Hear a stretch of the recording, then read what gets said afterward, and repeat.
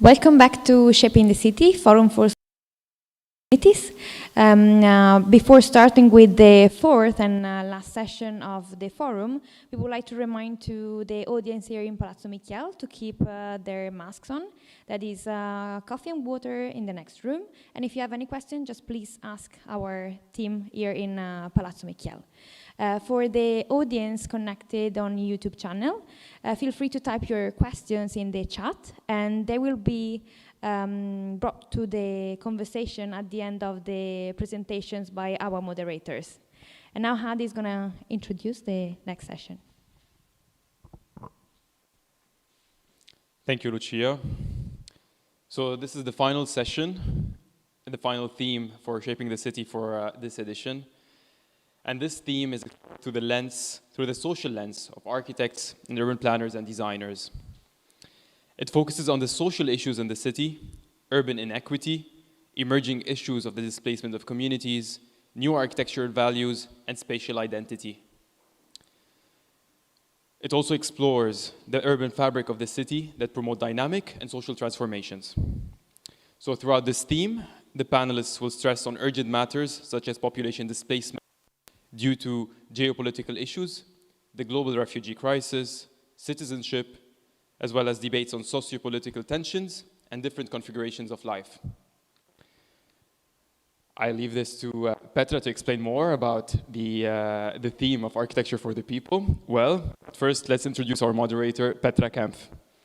So Petra is an architect, urban designer, and educator. She works closely with the Center of Humanities on the Divided City Initiative at Washington University. She has worked at institutions within the public and private sector, including the NYC Department of City Planning, the Project for Public Spaces, Richard Mayer and Partners, and she has taught at schools throughout the United States, Europe, including Rhode Island School of Design, Columbia University, Cornell University, Parsons School of Design, Pratt Institute, University of Dortmund, and the list goes on. Petra, So her work has also been exhibited in galleries and institutions in the United States, in the Middle East, in Europe, and has been featured in multiple publications. To name one of those publications, she's the author of You Are City in 2009. And finally, Petra has a large-scale drawing based on the work she actually is doing and the research, and exhibited in Palazzo Mora at the Time Space Existence exhibition. Without further ado, Petra, the floor is yours. Actually, good that you bring up that drawing, because I think that's a drawing that speaks about what all of you are also working on, with all of those deciphering. It's not working. Why don't I take the... I can do this. Yeah. No, it should.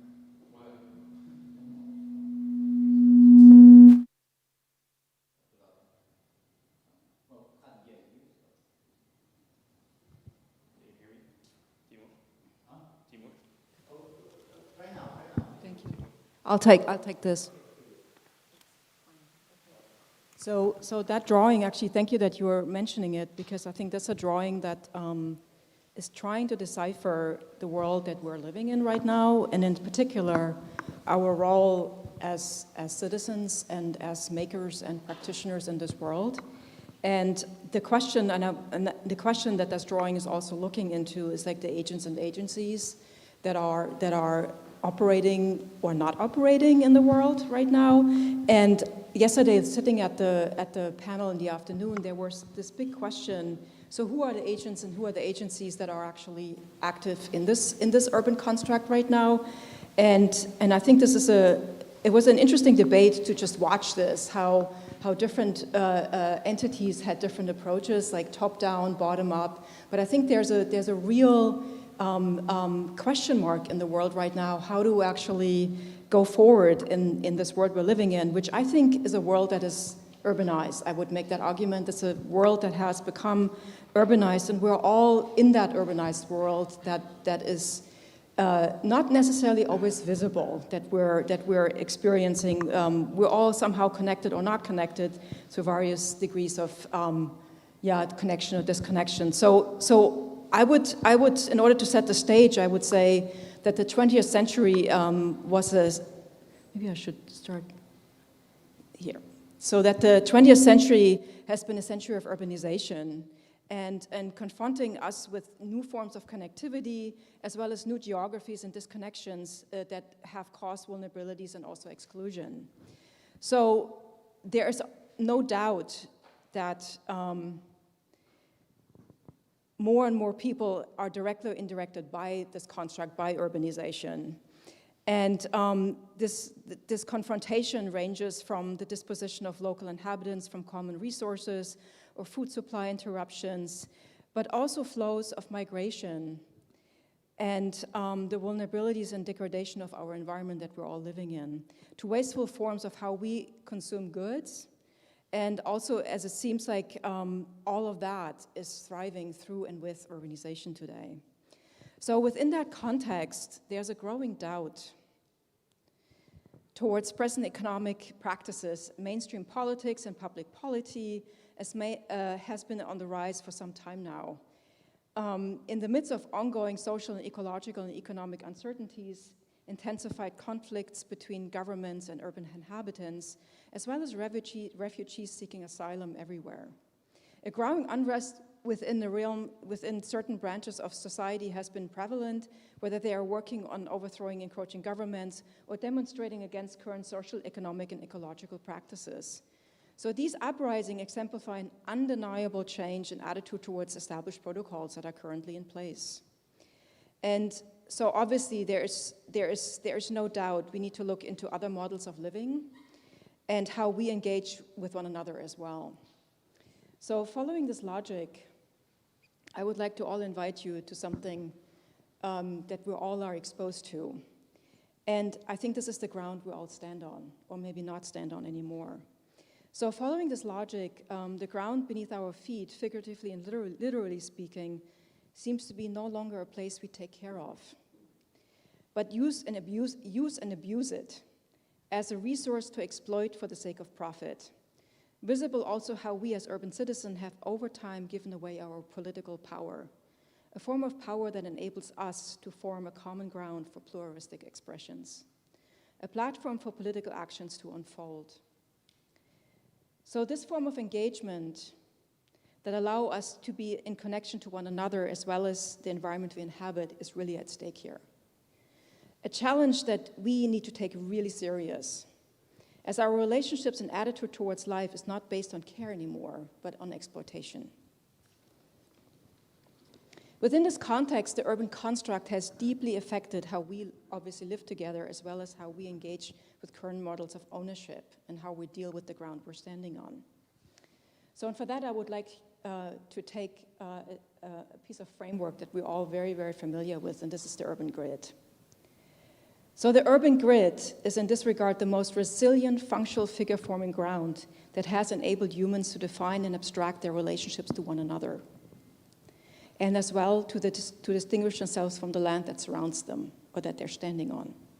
All made possible through rationalization processes tied to a deed and a mapping procedure that registered and parceled the land into lots, abstracting and separating us from the very ground we stand on, a process by which we have also forgotten the notion of place. As a localized and unique condition that has an immediate relevance to us anymore is no longer of any relevance to us. So planting over time in many parts of the world the ethos of care with one based on exploitation. The grid, as Aureli has noted, can be seen in this regard as a spatial apparatus that embodies a system of quantifiable subdivisions and appropriation processes that reveal societal relationship tied to spatial configurations. And of particular interest then is how space of collective living is directed and organized into subdivisions toward land ownership via this grid. A grid that is tied to a legal framework that both enables and is enabled by the grid, revealing the underlying presence of economic interests that are tied to these spatial configurations. Embedded in a legal apparatus disclosed through its ground figure configuration. So this process of abstraction is, of course, nothing new. It has been practiced in ancient Egypt and in ancient Greece. Also a strategy that the Roman Empire used very well to utilize their territory, who made the grid their most important template when they initiated their politics of conquest, representing one of the largest land appropriation actually in history up until today. Clearly, the implementation of the grid allowed for boundaries to become more visible and rigid. While semi-sedentary communities defined their territory more fluidly, sedentary groups implemented visible markers on the ground to differentiate themselves from the land they cultivated towards others, a direction that eventually tied to the concept of ownership, in which communal self-organization was becoming less and less relevant, while a governing body with its powerful judicial apparatus slowly began to transform how we relate to land ownership today. A model of land appropriation which a legal governing framework does not really value local emergent negotiations that originate through local customs governed by site-specific circumstances that includes also existing climate conditions, local knowledge, or other available resources locally available.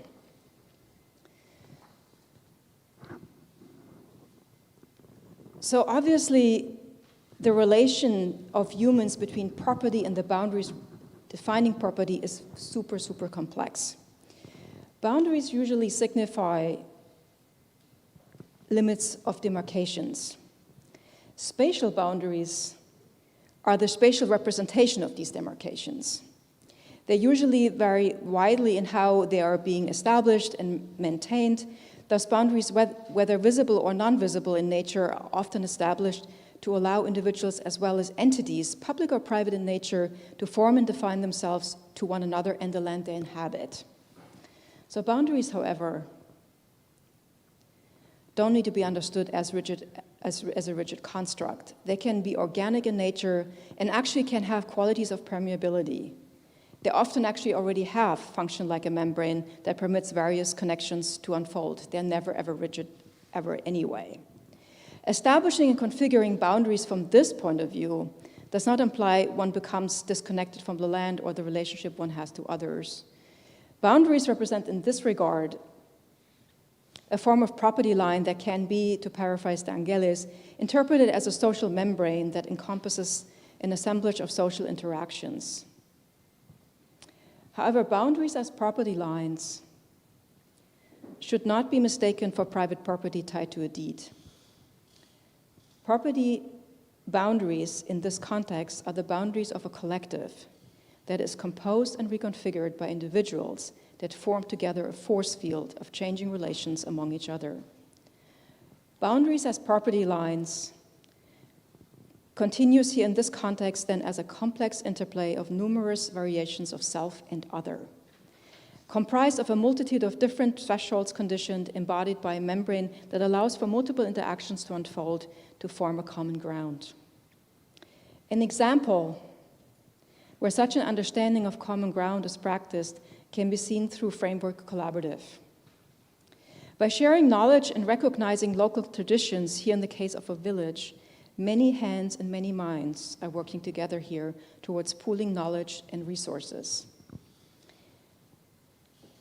The knowledge produced here belongs as much to the community as it belongs to Framework Collaborative, which supported the effort at hand here. That means activities unfolding through resource pooling via labor or local knowledge are a great possibility that could constitute new ways of how ownership is understood as well as practiced. As shifting boundaries, as property lines establish new opportunities of exchange, different forms of cooperation will consequently emerge.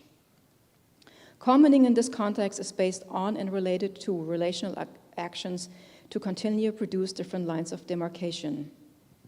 A form of action that allows for a different kind of ownership to unfold. Situated in an emergent field of changing relations, this form of ownership is neither singular or plural, public or private, nor is it solely dependent on free market forces either, but a locally emergent common ground through which multiple forces may unfold. Here, in this interacting force of collective life, is where the concept of commoning will unfold. Everywhere and nowhere, and therefore never found on a map. Commoning in this context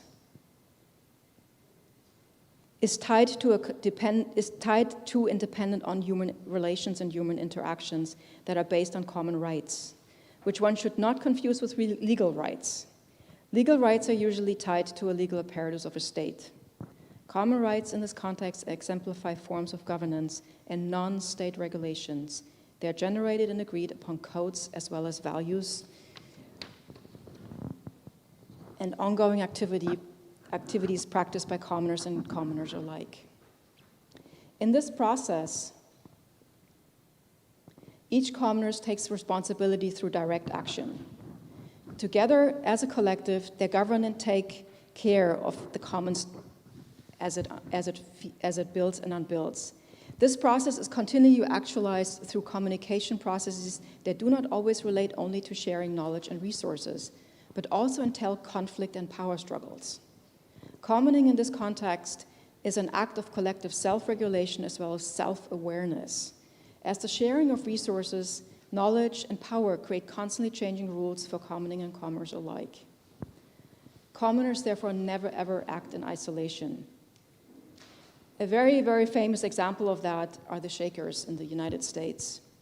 While the surplus economy is about to accumulate goods in order to sell for financial gain, the Shakers sold and still sell goods in exchange for goods they could not produce themselves. Processes of commoning is almost always engaged with the surrounding environment, a concept that Engelis coined with the term boundary commoning. Boundary commoning here refers to the interrelationship of different commons that interact over a long period of time with one another. Each boundary sphere contributes to the other spheres, even if they do not exactly coincide with one another. Without aiming to conduct here a comprehensive description here, many indigenous collective practice boundary commoning for a long period, for thousands of years. So this is nothing new. So local engagement and the commitment is local engagement and the commitment to locally emerging activities are indispensable in reestablishing our disconnection to each other, as well as to counter the depletion of the environment we inhabit. Local engagement does not imply local control or the rejection of a governing body or a free market. To acknowledge local engagement is to embrace locally existing conditions. Each locality resembles in this context a microcosmos of diverse voices that forms an emergent body of changing relations that is connected to a greater urban context. A collective operating in this way is the Sweetwater Foundation, located in Englewood of South Chicago.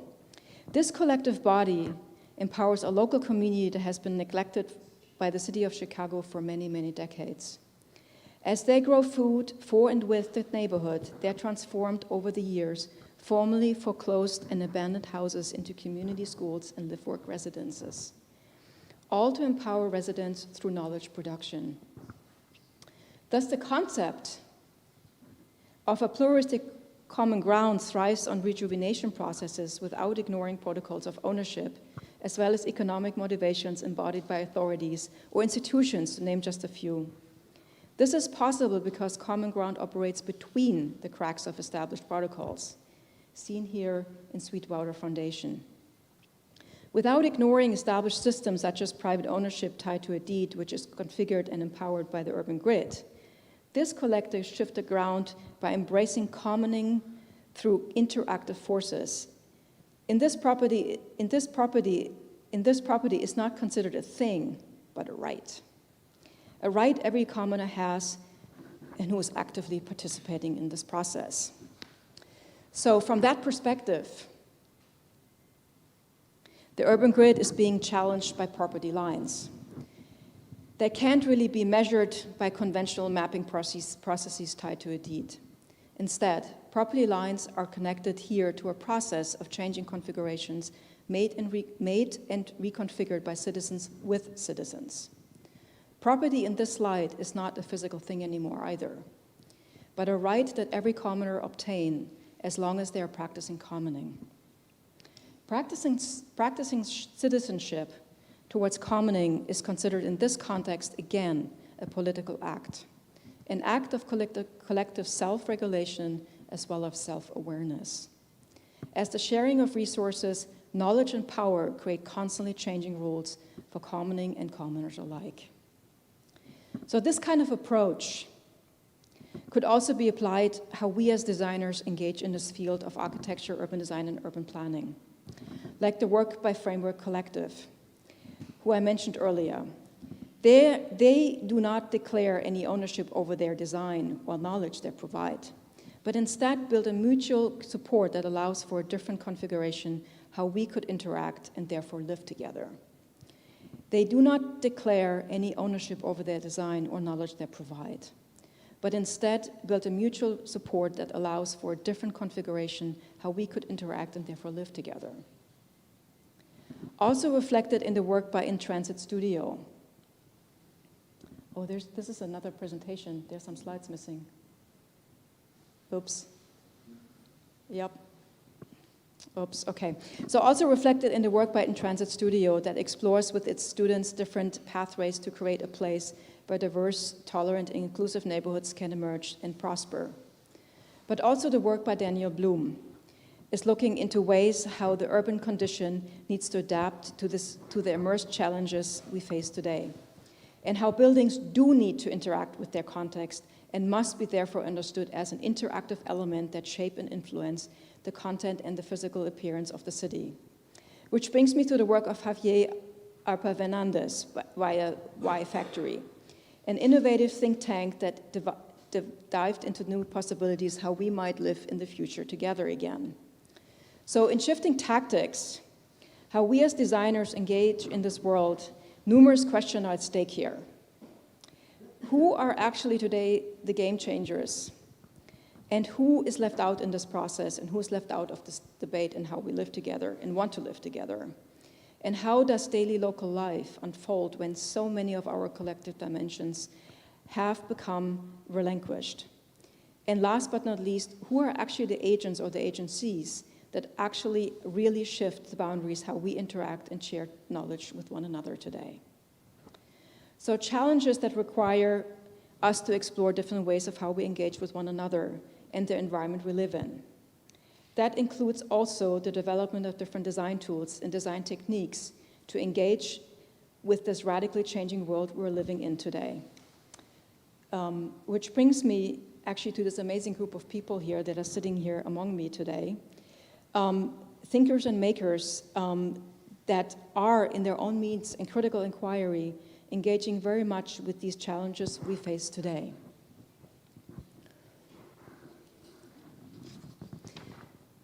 So how should we go about this? I have, should we start with what I have?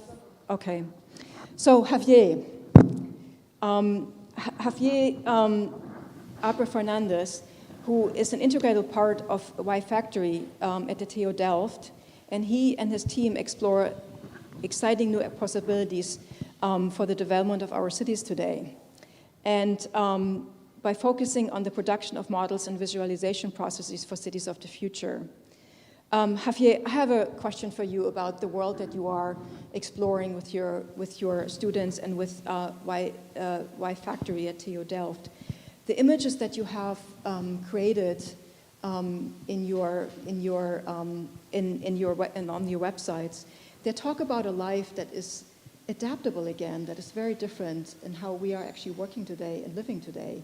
So I was wondering if you maybe want to share with us this world of, these cubicles and these pods that are coming together and that are floating and maybe not floating anymore and grounding again themselves into this world.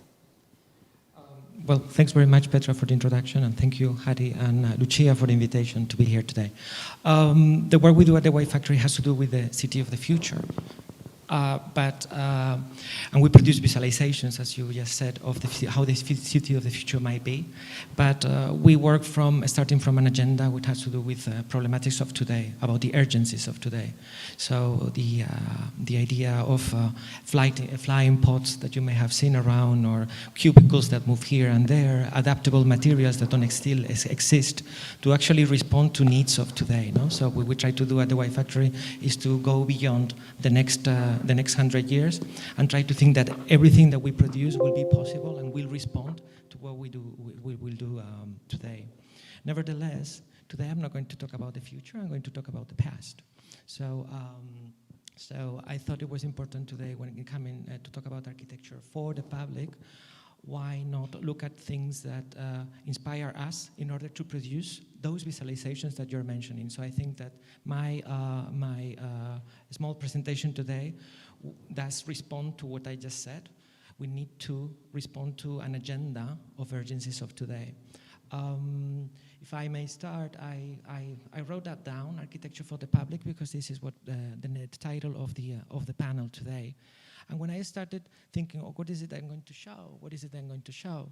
I started thinking of prior work that I used to do as editor-in-chief of A+T architecture publishers in Spain, where we were really concerned and worried about social housing, collective housing, and public space.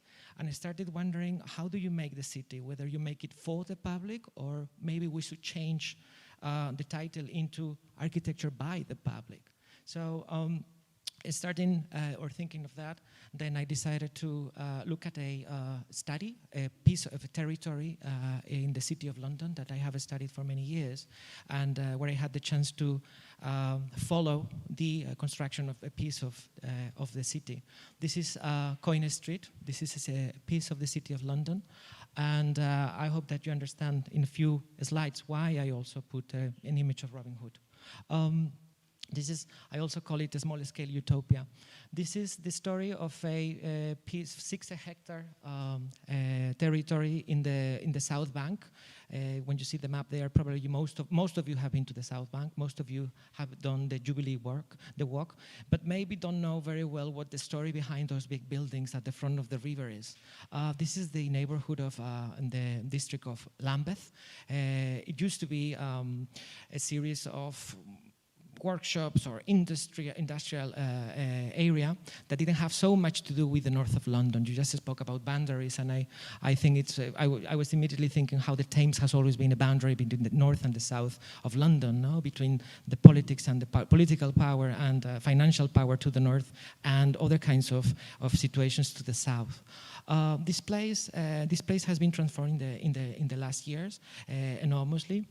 I'm going to talk about that yellow thing. If you just follow the yellow is my story, okay? And everything around in white is the context, okay? So anything that matters is in yellow. This is how I organize the presentation, no? This territory here was first occupied, well, the industries disappeared and was first occupied during the Festival of Britain in 1951 after the war by Patrick Abercrombie, who transformed or designed the transformation of London after the war,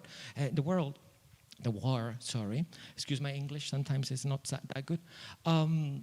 After the war, this was the place where Britain said to the world, we are back, and this exhibition was done. Later, I mean, I'm going to maybe go a little bit quicker. Later in the 1960s, these other buildings and offices and urbanism of made for cars was built next to the river on the other side. Still, the Coin Street area was full of industries and shitty kind of fabric, etc. Not really well developed. No, it was still one of the poorest areas in London, and we are actually in front of the River Thames and in front of the political power, financial power of the north of the river. No, there's a moment in which this initial attempt in the 1970s by the public sector, like a really top-down kind of urbanism, in which all these big institutions are being installed. You have the Opera House, and then you have these other big facilities, etc., meant to be used by the people who live in the north, but not for the people who are actually living right next. So we have this kind of brutalist language and this complicated urbanism in which these kind of side streets actually don't let the public space go very well into the buildings that maybe even though they are beautiful, they don't talk so much to the necessities and the everyday life of those people living in those neighborhoods. No, the area went into sort of a neglect for at least 20 years. This is the state in which it was. This kind of urbanism of several levels, where you actually don't even dare to go downstairs. Graffiti starts coming in, which, despite being beautiful, also talks about safety issues. No, so we're in front of a territory that starts to be very attractive to certain powers. Of the city. We are in the north, the city of London, developing in the north, start to be interested in what to do in the south of the river in that area, no? And we start seeing this kind of proposals. This is one of them.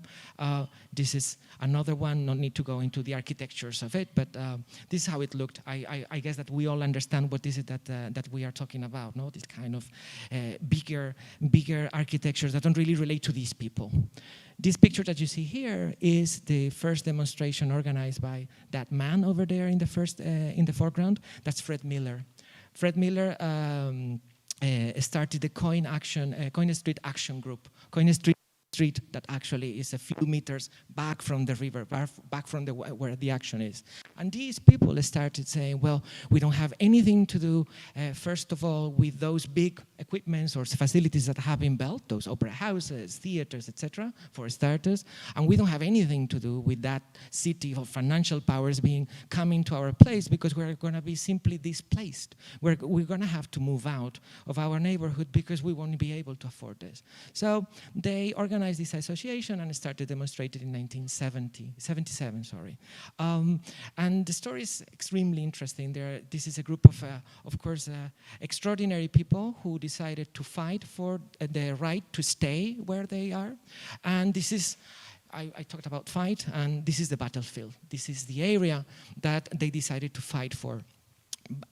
In 1981, half of the land belonged already to those real estate developers who were planning to organize to build those offices, and the other half of the land was in the hands of the Greater London Council. It is very important that it's in the hands of the Greater London Council, and it is really important that in 1981, Ken Livingstone, the future mayor of London, afterwards known as Ken the Red, was actually the president of the Greater London Council, Greater London Council, GLC. So he started putting, let's say, sort of obstacles to those bigger real estate forces in order to take over the area. Finally, at the same time, well, there was a plan by the real estate developers and another plan by the Coin Street Action Group. Fight between both interests, and finally, the prices started going down, mostly because the Greater PLC was stopping the development over there. On one night, finally, the group, I will explain maybe later when we have the chance to talk, is able to buy that piece of land for £1 million. They get a credit from the GLC.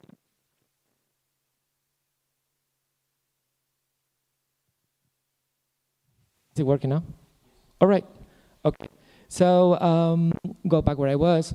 Finally, they buy this piece of 6 hectares for £1 million pounds sterling, and they start developing the ground. So they do not. They get credits. They just capitalize. They don't sell anything. This is how they operate.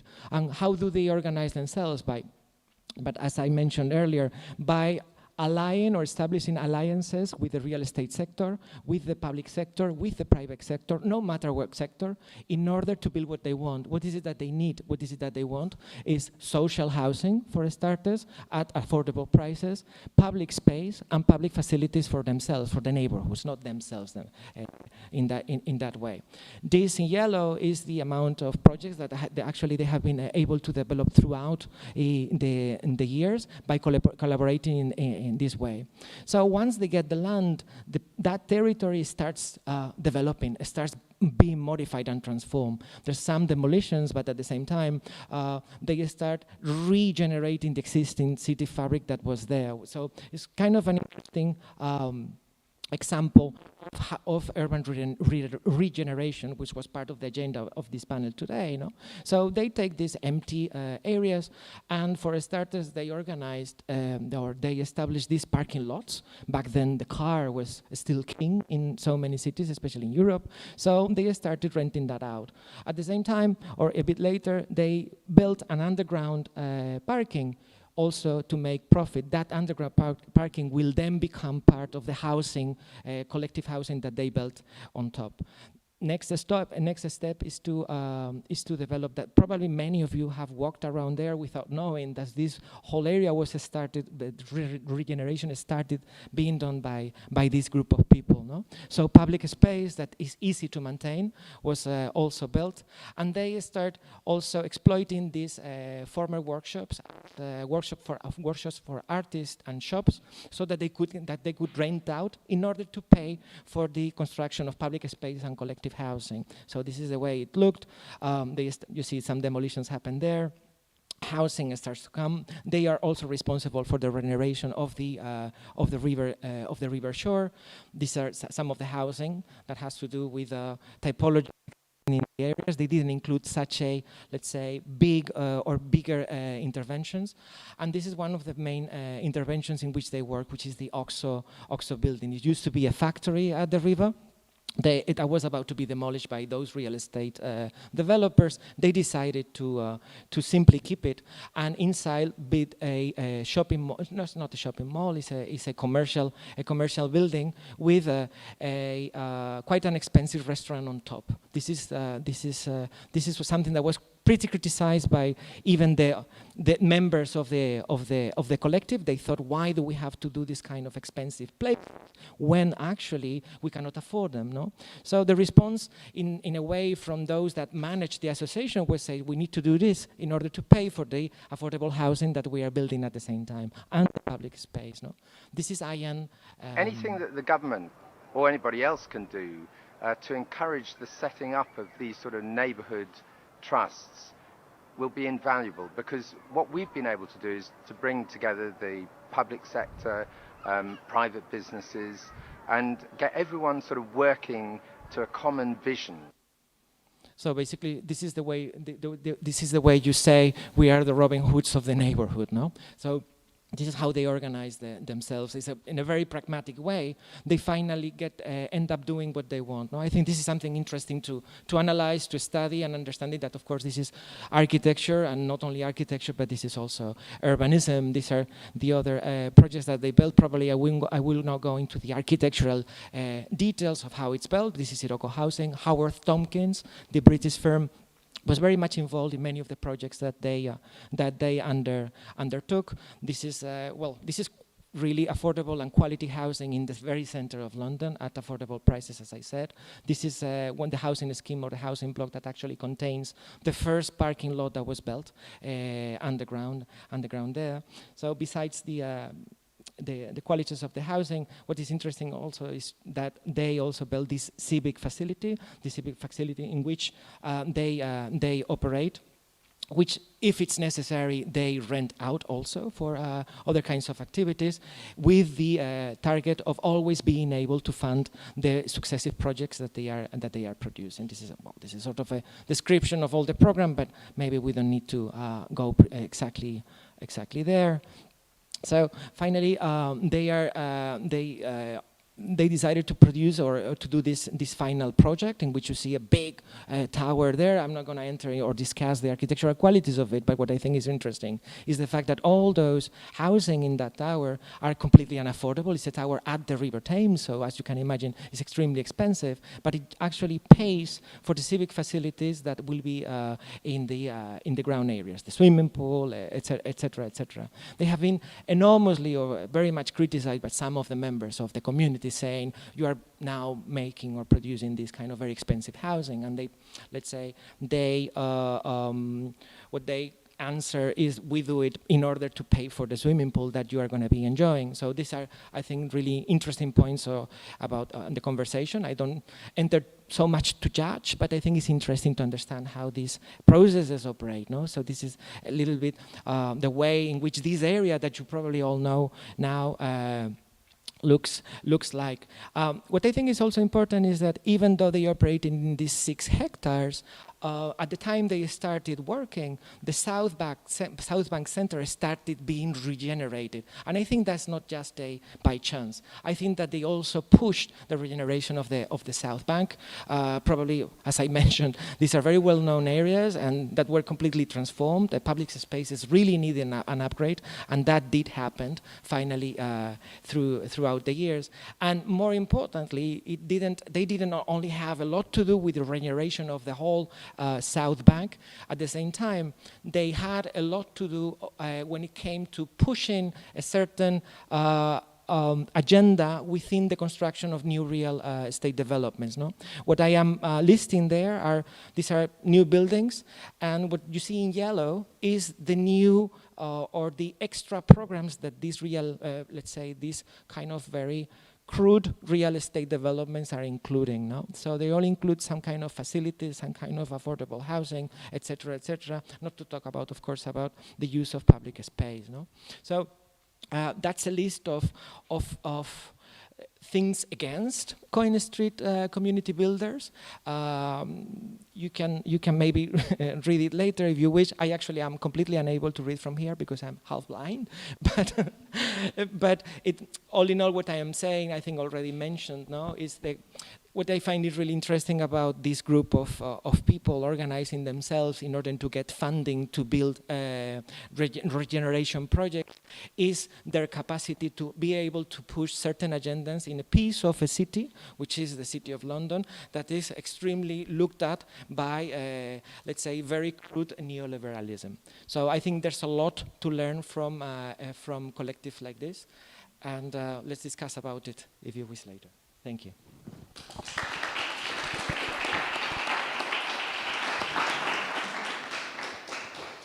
Thank you, Javier. This is really fascinating to watch this presentation, how this group of people actually shifted the ground and the grid by their interaction and actually really generated, despite their actions, despite actually created a business model that actually made them survive their own collective. So they figured out a way to really maintain their beliefs by creating, with the free market, and shift the ground through the free market to actually support this, even though the tower could be discussed in a whole other realm, right? But figured out a way, a business model to actually live their collective life.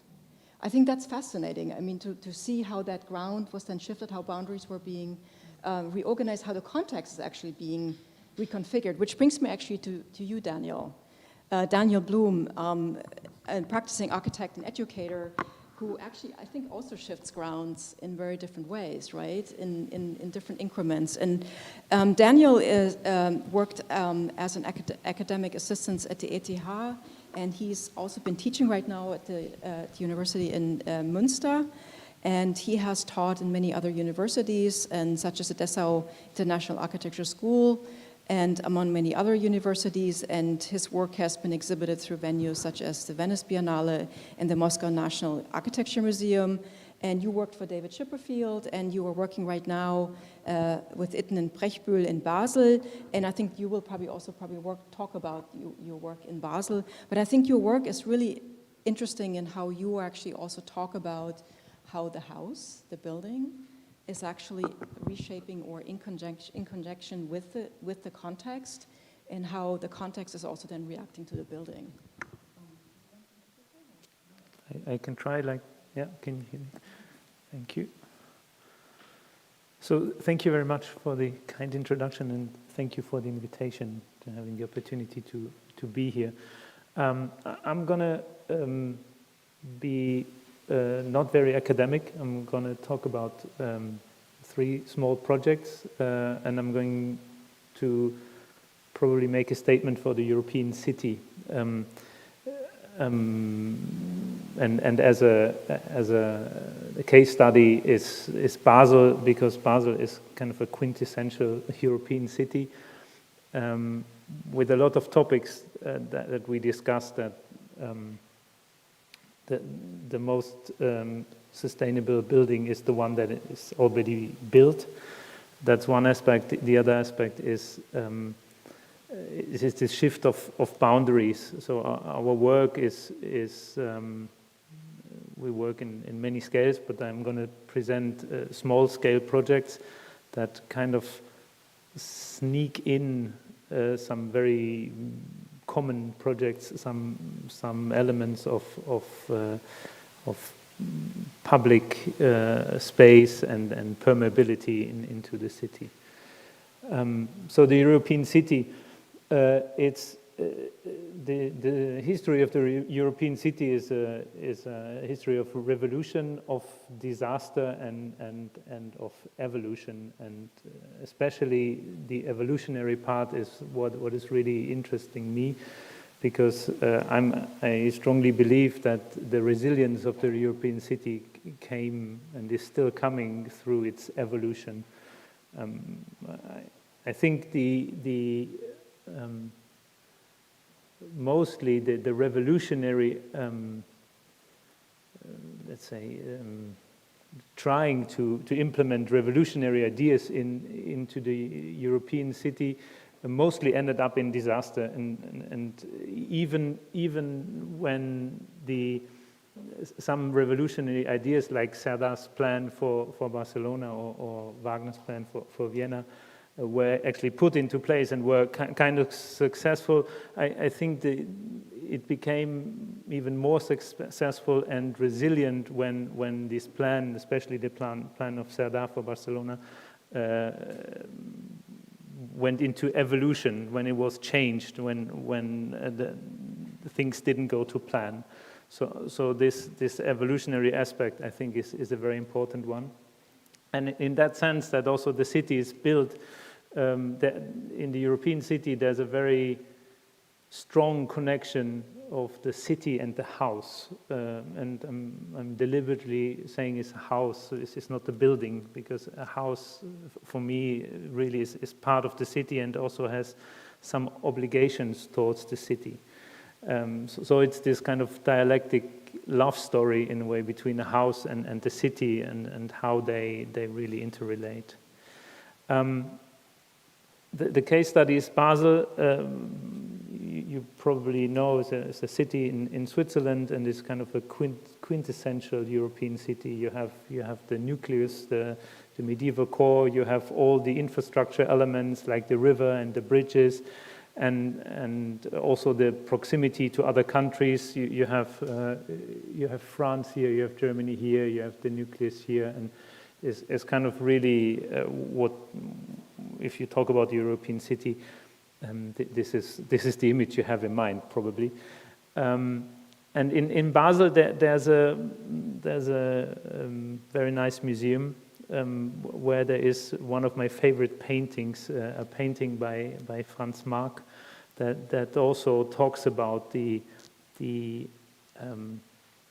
talks about revolution, talks about disaster, and talks about evolution. So I'm quickly going to show you this image, because I think it makes the point of what I'm trying to say. So this is the painting by Franz Marc. It's called the Fate of the Animals. It's from 1913. It's a revolutionary painting. It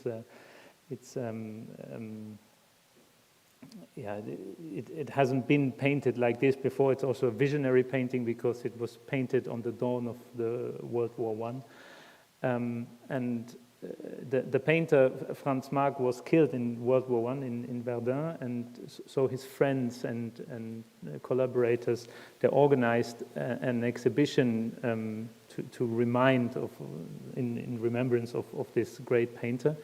So the building was shipped to Paris to an exhibition, and this is where disaster struck. So the painting there was a fire in the storage, basically. So half of the painting or a third of the painting was actually burned and completely destroyed. But what happened then is kind of this evolutionary aspect. So Paul Klee, who was a friend of Franz Marc, restored this building, this painting, not building. The building will come later. So he restored this painting, but in a way that you can see that somebody else finished it. So there's a new whole that kind of emerges by showing this kind of showing the scar, showing that there are these two different aspects to the building, but to the painting, but there's a new whole that is kind of emerging.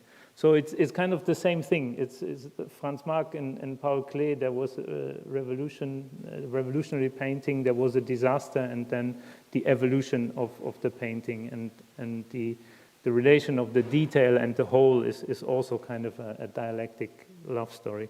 So how does that relate to our work? Our work is a lot more profane than the painting that I showed you.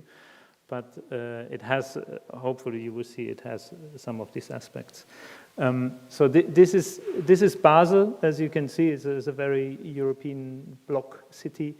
I'm going to talk about this situation here. It's a court that in an urban environment that has never been closed, but was kind of a court with workshops. Here, so they were kind of gathered around along the edge, and it was a cul-de-sac, so it was kind of really closed. You could enter, and a typical thing for Basel is that you can kind of pass through the city blocks, although they are private. And this kind of disappears more and more because you have all the fences, and this is mine and this is not yours. All this kind of also the safety issue, which is more of a mindset than an actual threat. So what we did, we kind of inverted this in putting the building in the middle. So by doing that, we respected the history of the city, which was a huge discussion with the authorities because they wanted us to close the block, basically, because that's what you do. But by doing some research, we could prove that the block was never closed, at least at no time in history that was documented by plans.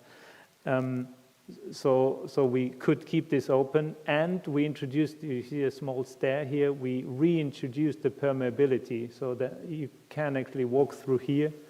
So there's a kind of, this is what I meant by sneaking in some public aspects. So it's a very conventional project, but we try in the context of this European city to kind of sneak in these values that disappearing in a way. So this is the building, peeking out of this court. It also takes advantage of some trees in there, and then there's this aspect of moving along this kind of building, and so the building we never told the client. He's probably watching. So, but this is kind of also an invitation to kind of walk along in a way. The other project I would like to show you is in the oldest part on this side of the river of Basel, is up here. It's called the Invisible Janus because it has these very different sides. One is a very civic side. It's one of the oldest streets in Basel. And the other one is kind of a green court that also was kind of closed, but had a very nice quality. It's a home for elderly people.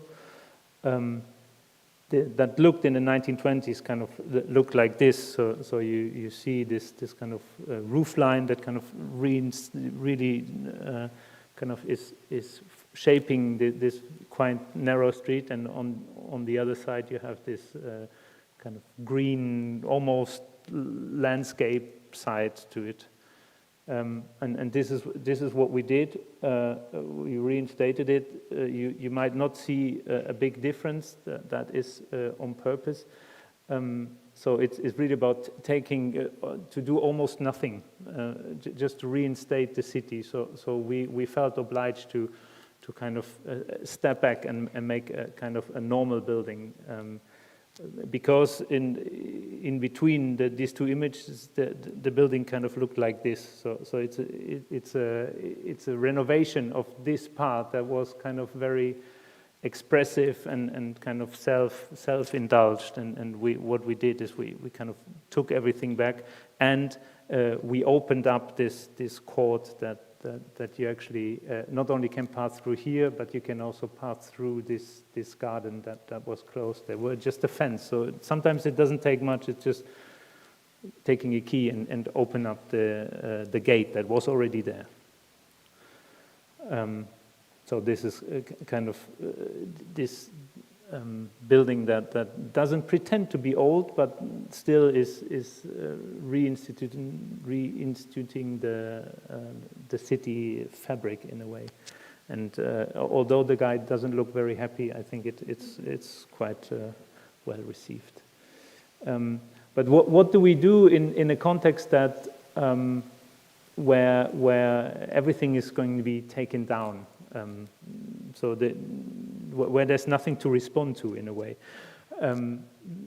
This is the last project I'm going to show you. Is this this whole area is the last remaining, one of the two last remaining development areas in Basel. So there's a lot of pressure on that to be developed in high density, and I called it a bang as an echo because they wanted something. They wanted a school, which is a good idea to start with a school, the development of a whole area. But they wanted, of course, something very strong and powerful and shiny. And we kind of refused because we thought that if everything is going to be new, there has to be something that is a reminder of what this area was, and also this is a bit to do with identity.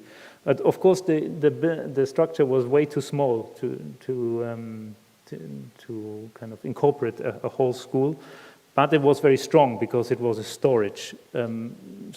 So this building has been removed, but we decided to keep this actually, not formally, but structurally. We kept this to have this kind of reminder of the history, and then we just extended it, and we kind of tried to have a reminder of the past of this project that was a storage. Now it's kind of a storage for kids, but in a way that is very very simple and very let's say industrial.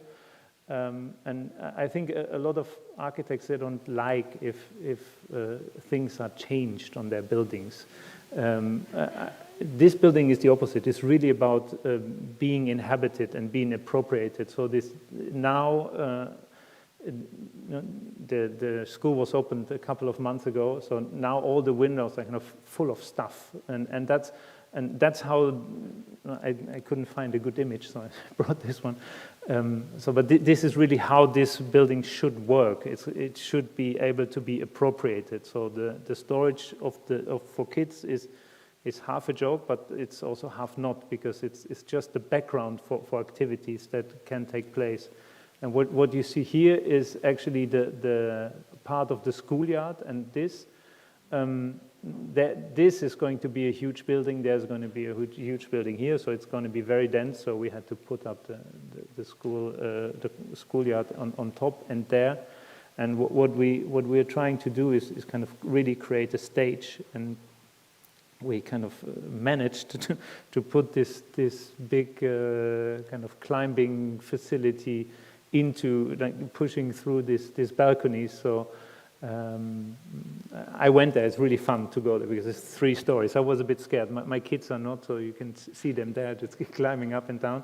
But this is also what it's about for us, for our work, is that is not about the architecture, it's what about you do and what the architecture does and what it also allows you to do. So it's just to create this almost nothing, do as, introducing, of course, is very complex, this process to make people allow you to do this. But we don't want to show the complexity. We just want to create space and place that can be appropriated. So that's a short summary. It's about the revolution, the disaster, the resilience through evolution, which I think is very important in the European context, and this dialectic love story of city and house. It's about creating place and not just making space. It's about this acupuncture of buildings that kind of serve the city. So they don't serve only the inhabitants, but also they serve the city. And they have to be appropriated, and they have to allow for appropriation in many different ways. Thank you.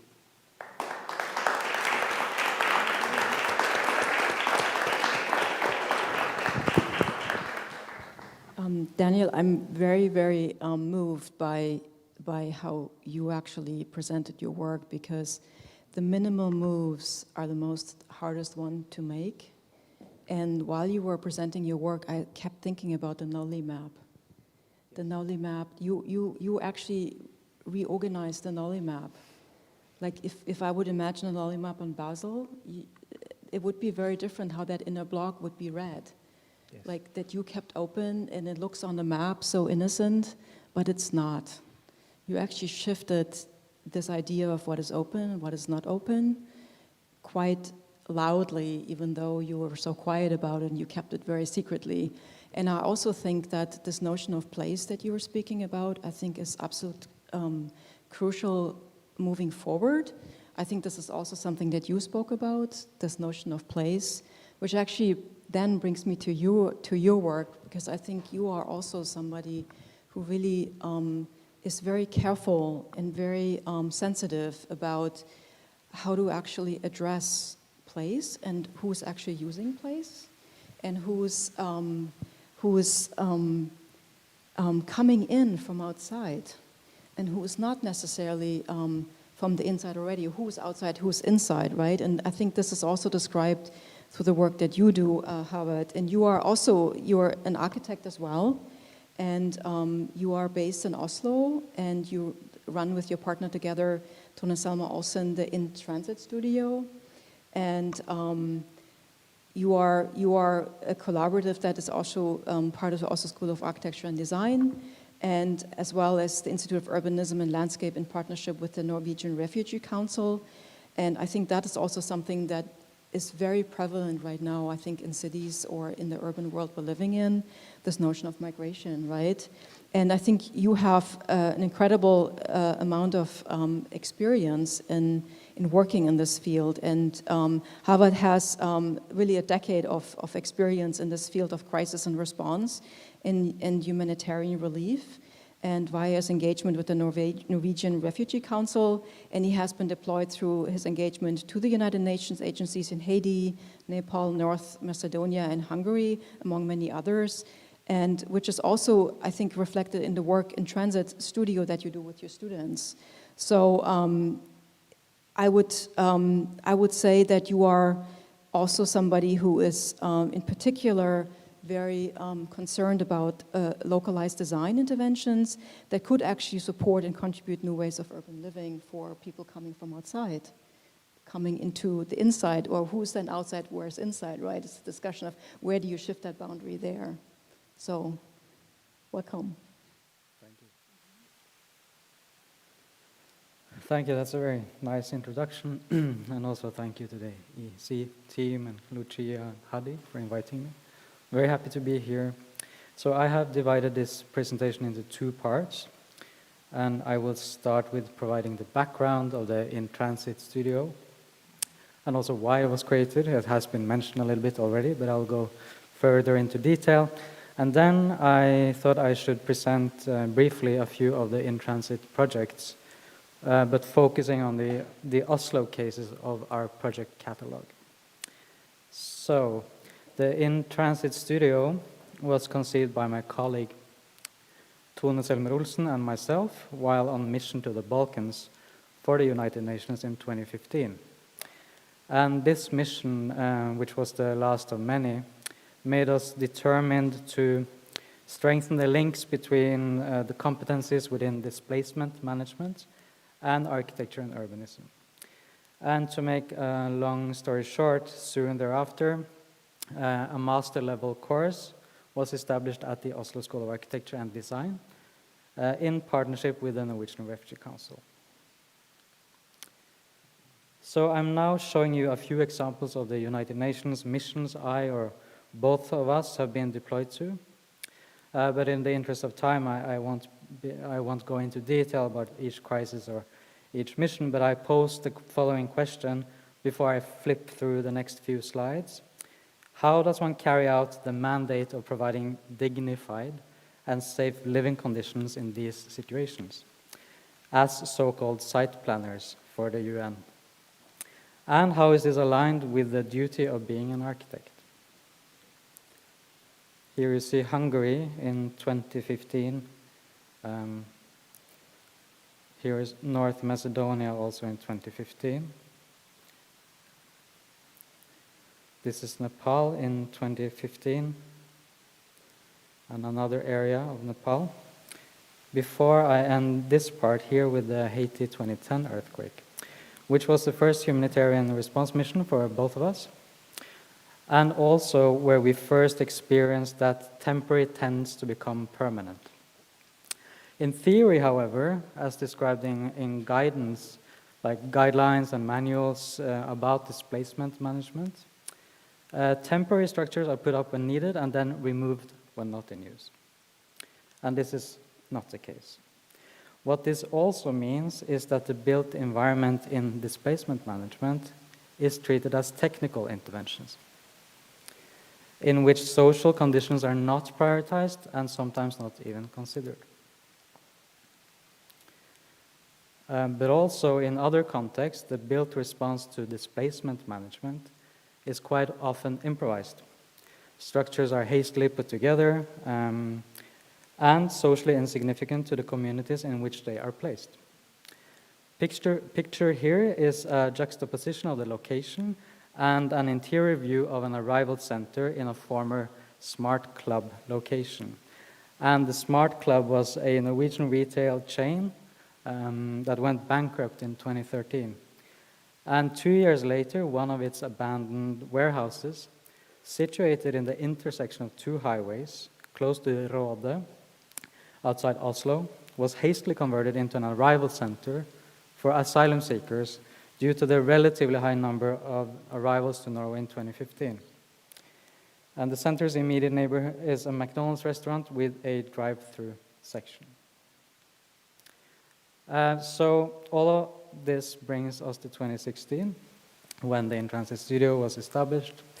And for us, coming from the so-called field, first and foremost as a capacity building mission, but also to try and challenge the notion that built interventions in displacement management should be temporary and monofunctional.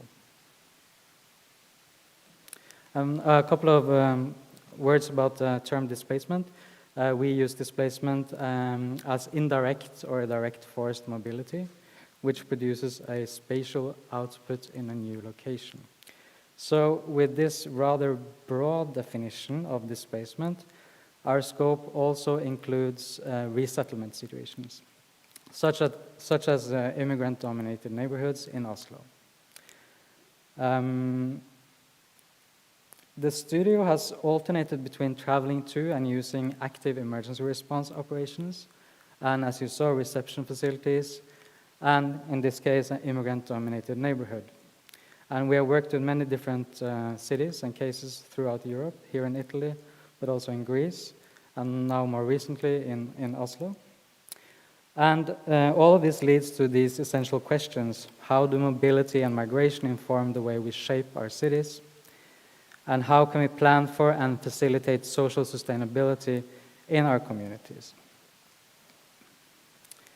And one of our responsibilities as an academic course is knowledge production, but also dissemination, which is why I've chosen to present the second part of this presentation as pages from our latest publication, which we have called In Transit Studio, the Oslo Files, basically discussing urban inclusion in the Norwegian context, but also the overall emergency preparedness of Oslo and how contingency planning relates to urban planning.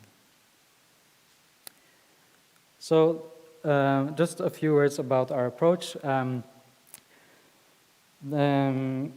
The approach of the In-Transit Studio corresponds with a field-based approach that can be described as building the brief.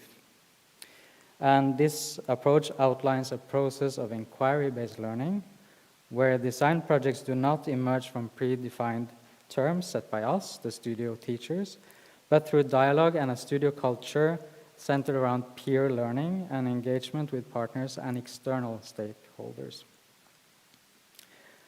And the students register and document urban form and other classic urbanism mapping categories, which I'm sure you're all familiar with. I won't go into detail. But perhaps most importantly for us in the studio is the social infrastructure of the different neighborhoods we study, and in this case, Oslo. This spread is part of this mapping and urban profiling analysis. And this is an example of the outcome of the mapping of the Holmlia district of Oslo. It shows locations and opening hours of places to socialize, revealing big gaps in offers for youth, something neighborhoods residents also echoed in interviews carried out by the students. Bakir, as one example, thinks Holmlia is the best place to live. He does, however, feel that the youth of Holmlia are not provided with enough opportunities to occupy spaces outside of their home environments, which may lead to exploitation and at risk of becoming involved in crime, he says. So that was just a little bit of a backdrop for how we work, how our students work, before I now move to the alternative futures. And what I've done here is to literally highlight the challenge or the topic of the focus of each of the student projects, followed by one or two only, in the interest of time, examples of spatial and programmatic response as envisioned by the in-transit students. And in this project, the community Courtyard, the authors created spaces for entrepreneurship as a way into the job market for new arrivals, with a design that challenges both the existing situation and the plans for the area, which is actually being constructed now, and as a new big box shopping mall. And this because the community members, during all these interviews, stressed the need for more and diverse spaces, not bigger and fewer. And to the left, you see the current situation, and to the right, a new proposal called the Community Courtyard. Here, the author, Anne-Sophie, acknowledges that the mall is indeed the most popular meeting place for youth in the Stovner district of Oslo. And her strategy to provide meeting places one does not have to pay for in order to use is to turn the many vacant spaces in the mall into spaces with a variety of non-commercial offers, which is already happening. The library is there, and it's a very important player. However, it's not big enough. At the same time, there are lots of vacant places in the mall. They've also introduced this very interesting phenomenon called more open, which means that you can use the library from basically 6 in the morning until midnight with a special card. So it's all taken, she's basing her strategy and her design on existing situations, but amplifying it, primarily to target youth who cannot visit each other due to overcrowded apartments, which is a reoccurring topic in Oslo Outer East districts. And the current situation to the left, with a very particular architecture called pyramids, developed in the 60s and 70s, and the new proposal, the neighborhood mall, on the right.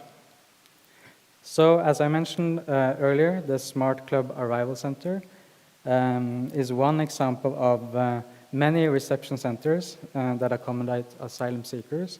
They're located in remote areas, secluded from their surroundings and far from public life. And the growing Tøyen project proposes a different kind of reception facility for asylum seekers with a design that ensures a high degree of livability while maintaining the capacity to accommodate many people with short notice.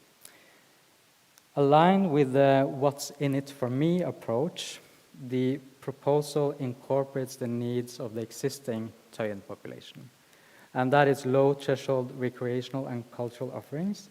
In this case, very site-specific, indoor allotment gardens. And why? That is because the allotment gardens are incredibly popular in Oslo, and the average waiting time to have access to and enjoy your own allotment garden is actually 10 to 12 years. So this project alleviates waiting, so to say, both for asylum seekers and for the host community residents. The author of this project, Tord, writes, "The social infrastructure of the Briskeby fire station is quite intriguing. Due to the nature of the shift system, the station functions both as a place to work and as a place to live." And to take this a step further, Tord's project emphasizes spaces that may overlap between the fire brigade and the general public. And in the case of the Briskeby fire station, this would mean reinstating the once existing movie theater atop of the main building of the station and repurposing the unused subterranean structures as a purpose-built gym, as the neighborhood currently lacks these two programs. And the last project I'm going to show you deals with food security. At the beginning of the pandemic, many Norwegians hoarded food and goods, despite having been told by the food industry and national authorities that Norway's food supply was not under threat. However, in the event of a different type of crisis, how long will Norway's food supply last? The authors Tuvin and Helle ask.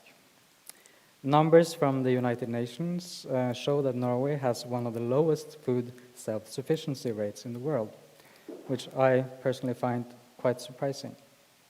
And this project proposes a preparedness strategy in the event of a major disaster in Oslo, and is meant to contribute to the discussion of whether Oslo's contingency plans have adequately accounted for food security.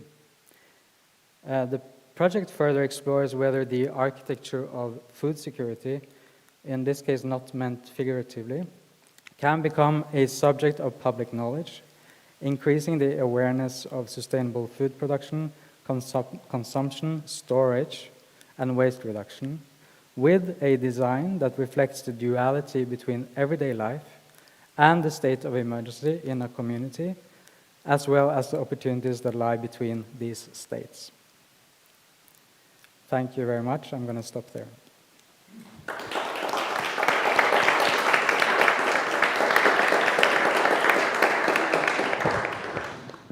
Thank you so much. This was really enriching, and I'm very moved by this idea of, again, the notion of place that you're talking about, and how place is actually not about going far away, but it's right there. It's this vicinity of, and I think the food security, I think, is a real big topic in terms of how we actually should think about how we're going to live in the future. And I learned during the pandemic, supermarkets in New York City, if there would be no supply coming in anymore, 3 days and we would be out of food. That was scary to learn. I had no idea. 3 days. That is nothing. So to me, this is like a big lesson to be learned, and I think we're all like in this accelerating moment. Okay, how can we actually create mutual support, and how we can actually figure out, share knowledge of how we're going to move forward and how we're going to actually think about place. And I think that leads me to your work, and I think I already mentioned your work in my presentation, Framework Collaborative. This is a collaborative formed by Alexander Eriksson Furunes and Sudarshan Kaka, who can't be here today. He has to stay in the Philippines because in the situation we're all in. I don't know if he's going to join us digitally. He's right there. Hello. So, and I think you two have developed a framework that really revolves around structure of mutual support and sincere mutual support. And you guys have worked in communities in England, India, Philippines, Brazil, Vietnam, and China. And so you have quite a range of different cultures that you actually have been engaged in the past and are engaging now. And all, again, towards the notion of placemaking through local engagement with communities. And I think also, in that I'm really, really intrigued by the work that you do in that regard. You stepped away from this idea of being the architect as the sole, how do I call it, author of the work, and you have actually began to share that knowledge without even being in the presence or being actually in the forefront. Is it on? Yeah. Sorry. So to me, this idea of the architect stepping back as an author, that's a huge step. Because usually we all know how architects actually kind of are always in the foreground and want to be mentioned everywhere. You actually have taken the move to step away. So and share your knowledge with the community together and work with them together in mutual support. Yeah. Thank you so much for the introduction there. And thank you for having us. We're really happy to be here, Sudar. Yes, very happy to be here virtually. I think this the sound is okay. Yeah, I think it's interesting, this aspect of mutual support and the way that communities organize themselves, because like Javier was talking about architecture by the people rather than for the people. What are the mechanisms or structures that we already have that enable us to create architecture by people, where architects become a part of a process, and the topic becomes less about what architecture is or what you were saying, what architecture does, right? So I think that is also, most of the people that actually build and actually will use the buildings will be more interested in what it does than what it is. So I think that's a really good point also. And what you see with these traditions that Sudar and I are exploring a lot with mutual support is that they very often emerge in the case of calamities or disasters, or displacements, or human and natural disasters. And these traditions, they exist in most cultures around the world. So in the Philippines, it's called bayanihan, and you can see that here. That's used for many things, but it's often been mobilized after typhoons or earthquakes. It's also been used to, in this case, move a house from one village to the other. In Norway, we call it dugnad. And it's been a part of our culture for documented 800 years. It's been used for many things, from building roads to, in this case, renovating the roof through tekkedugnad. But you see it in many places. In Japan, for example, you have sogofujo or yui, where you kind of retouch the roof. So these traditions are important ways that people know and they practice when something happens and when it's needed. And this is where Sudar and I have our starting point in this project, is that we try to understand how do we work together, how do we make decisions, and where and when do we meet, by starting with this tradition.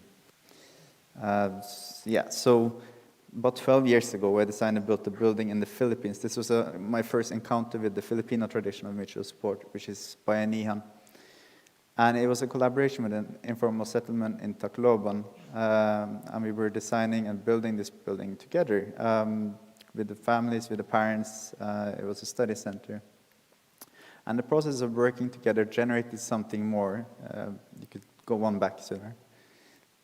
It generated an idea of what architecture can mean to people. So the building became something of a symbol of the collaboration that had kind of manifested in the process and became very important for the community.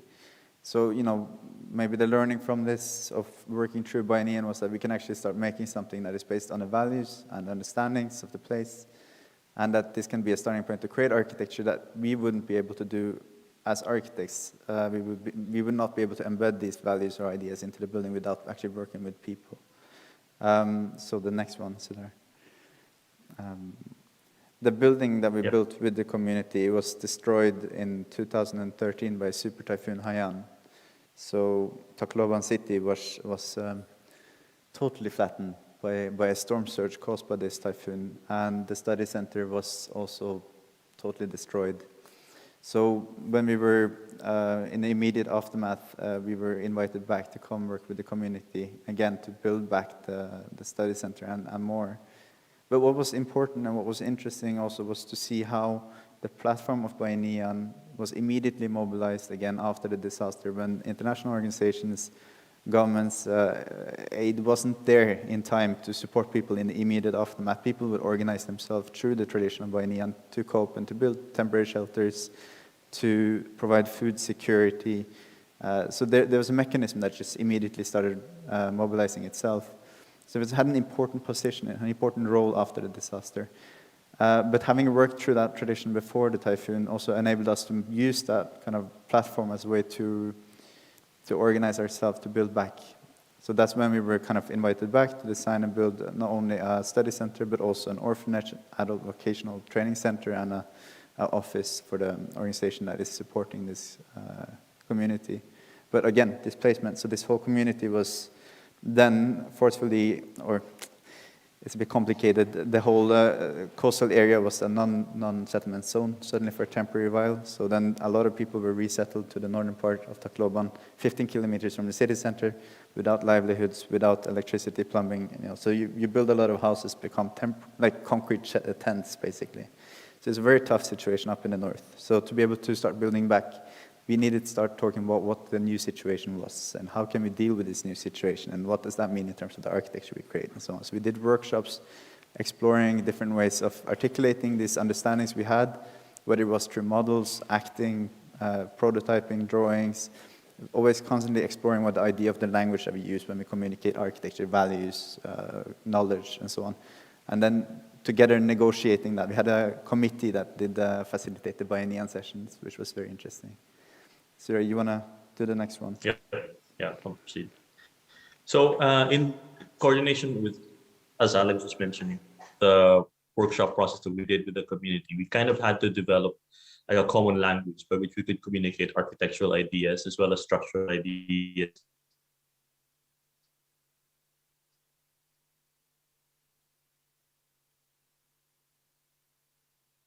Together. So this language that was easily understood had to be together with the community themselves. So what emerged from the process of our workshops was that this idea of having heavy concrete volumes, these blocks of concrete that were organized and configured in various ways to fit the program and needs that the community wanted to have in their buildings. And surrounding this, what we had were a series of open, heavy timber frames that help still connect the spaces within to the spaces outside. So this also allowed the breezes to pass through and the winds still to come through the building project as well. And the issue with using concrete particularly also had another layer to it, which had to do with the psychological trauma that the community experienced after the post-disaster scenario. So when they were on the previous site, there was an existing clay castle there, which is made of concrete that withstood the devastation caused by the typhoon. And in some ways, that became then kind of a symbol for the community to understand this idea of what safety is. And it became a symbol for all of them to understand that these blocks are like the solid pieces which become a symbol of safety. And so it was intentional that we use this as kind of a language to communicate with the community of how they want to structure their buildings. And another aspect of this psychological factor, which might not normally be considered in the process of relocation, is the idea of using a standing seam roof. Because in the case where they had previously available were a lot of the corrugated GI sheet roofs, which were flying away and causing a lot of damage to property and to people. So they specifically did not want to use that. So we had to think of an alternative material, which was allow them to build the roof without having to use that particular material. So these are elements which we feel are necessary for the architecture to respond to the needs beyond the pragmatic aspect of actually building in a post-disaster area as well. So when we approach architecture as a process, the focus really shifts from examining the consequences of how something was built. So we can change the question from what architecture is to what architecture does over time. And so by breaking down the process into 6 steps and the 6 phases, we kind of build a shared understanding that allows us to build and design and build together. So these processes are, you can see in the right here of the screen. We also like to see this process as kind of a cycle upon which people's learnings can then be translated into something that's built, and then these built objects also become something that people can learn from and expand on in the future. So we really think that, you know, doing something and sharing this knowledge becomes part of the community, and once it's part of the community, it can go and grow and live with them over time. So in Vietnam, we are also exploring the tradition of Doi Kong with a local weaving cooperative there. They weave traditional hemp textiles, and we were asked to design and build their new community house with them so that they can have a place to display their textile and at the same time create them. So through intensive sessions that we organized between the planting and harvest seasons, the cooperative members mapped the existing facilities and then developed a new design for the site. And we tested it out through a small prototype, which we built together on the site. So the cooperative consists of reused wooden houses kept since the Vietnam War. And these were structural members that they brought with them during the forced relocation of the hilltops to the valley. And it's a move that actually exposed them to landslides and high risks of flash floods. So the design therefore carries a symbolic importance to the community. So passing down the history of the relocation while also housing the craft that they cherish the most. So these topics, I think, touch upon the symbolic aspects of architecture as well. So working within a particular context and revealing the things which are valuable to the community allows us to really engage with the community on the terms which they understand. And through this particular project, it was interesting that Alex and I do not speak the local language, and we have partners in Vietnam we are collaborating with. But at the same time, the communication method between us and the local Vietnamese architect is through English. But the Vietnamese architects also do not speak the local Hmong language. And so there was a 3-layer translation process which we had to go through and discuss so that we could have clearer communications with each other. So we really believe that going through a 6-step process of learning together, questioning, and sort of making things together allows us to get beyond the constraints of this language and allows us to design and build something together. I think, so, yeah, this works. Yeah. So, I mean, it's really a process of like finding a common ground, also like what you were talking about in the beginning. It's like, how do we actually find a shared purpose or a reason for what we do together, but also how do we translate that into things that we make, that means something to us and that represents something that means something to others also. In Brazil, for the São Paulo Biennial, of course, the starting point was Mutirão, which is the Brazilian idea of mutual support.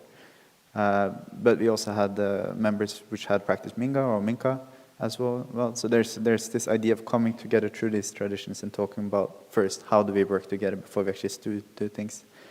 But this was a collaboration with a Kami Migrant Support Center in São Paulo and Goma Oficina, which is a local creative practice. And the whole purpose here was to try to communicate something about the current situation in São Paulo for migrants. Now, when we work with the community, the question is like, what is the question that we need to ask? And for them, this idea of borders was important. But it's not the national borders it was the daily borders that they face in their everyday life. It's all the invisible borders that they face, when going to the store or, trying to get work, finding a place to live, that they really wanted to talk about and try to communicate something about. So what we did was a series of storytelling workshops. First, talking about our private experiences of what these invisible borders were, but then also facilitating a process in groups of creating collective stories of what these invisible borders were in São Paulo. Then we teamed up with the São Paulo Metro and the CPTM, which is the train authority, and started developing a series of political banners that would communicate messages or stories of experiences that they could be found in their shared stories of invisible borders, or something they wanted to communicate. But these were stories, so the act of translating something into something made, to make something, it changes everything. It goes from being looking backwards to kind of looking forwards. When you start making something, you start actually creating something new. And in the process of actually working with stencils, the group actually started conceptualizing their experiences, so it became much more easier to communicate. For example, the idea of inside and outside, insideness and outsideness, or the idea of exclusion. These concepts became really interesting, almost words that they then create new narratives of what it means to be in Sao Paulo, and what you, as maybe another migrant, might need to think about if you want to avoid exclusion, for example, or what the government should pay attention to, so that migrants can actually get proper support in Sao Paulo. So the next slide, Sudar.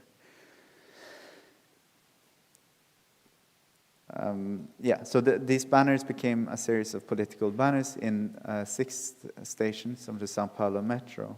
But beyond that, and I think that's interesting, when you work through these mechanisms, or when the focus is the way that we work, it becomes something more than just the thing that you make. So in this case also, the banners didn't just stay in the metro. Afterwards, they became a part of a big demonstration down Palace Avenue, calling for a referendum on migrant rights in Sao Paulo.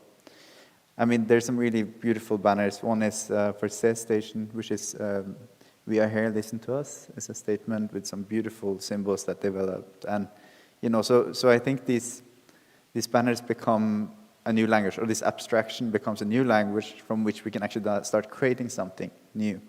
Now, when we talk about Vietnam, or we talk about Brazil, in Tacloban, it's this common language, this is a concept that we can then start making a design or a building from.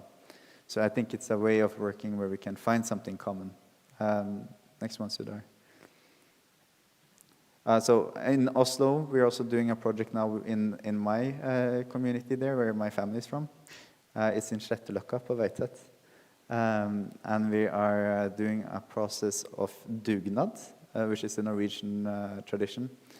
But in working with the community, we decided to do 3 types of dugnad. One is the idédugnad, which is the dugnad of ideas, where you develop concepts, you discuss and create something.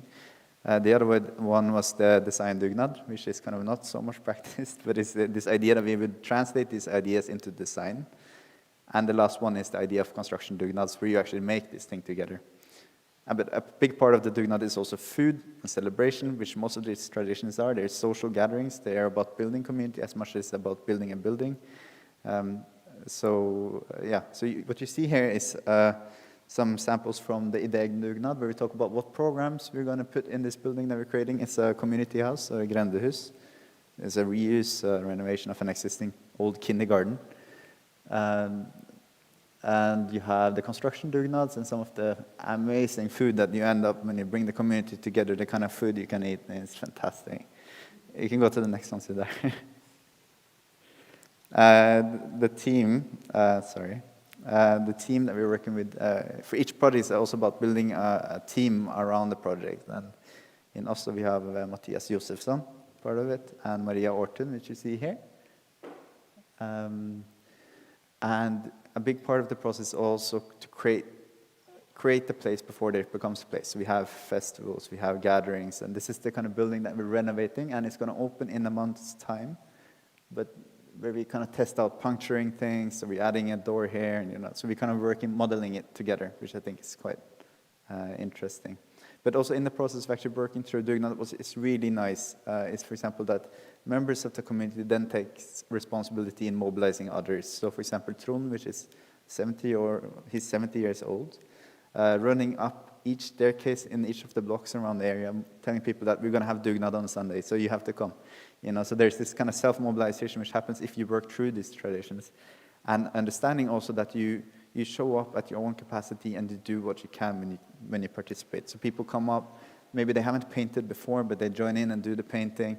They find a task and contribute in ways that they kind of see that they can contribute. So it's this kind of existing process that then people mobilize in a way that I wouldn't be able to mobilize anyone in that way. This kind of needs to happen on an equal ground. Next one, Sudar. Yeah, so to address the theme of the Venice Architecture Biennale, how we live together, so we teamed up with the community in Angat, Bulacan, and we designed and built a library and conflict mediation space within the community, and it's in response to the lack of privacy and security that they have experienced on site. So, and then of course, because of the dense living conditions upon which they have.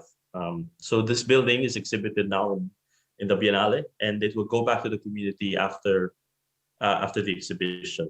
So this is a project by which Alex and I have been able to kind of apply the ideas that we've been learning throughout the years and testing it in a way with the community, and also our attempt at sharing this process with the larger audience through the exhibitions and the Biennale. So we went through a lot of workshops, particularly, again, trying to develop a kind of language upon which we can begin to discuss ideas and values and sort of expressions about what space could be and what space could mean to people. At the same time, even going as far as discussing sections of the building and how different sections have different opportunities for dealing with the lighting, the ventilation strategies.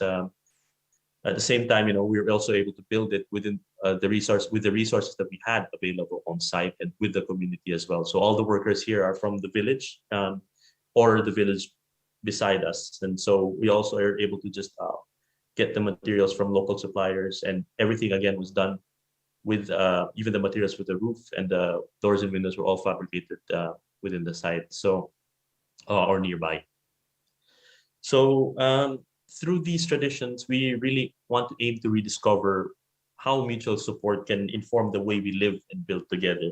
So through our projects, we have built different networks of different collaborators and different architects and different teams to help us broaden this understanding of what mutual support can contribute to the architectural discourse. So we have seen how we rely on these traditions during typhoons, the floods, or war, or even the pandemic.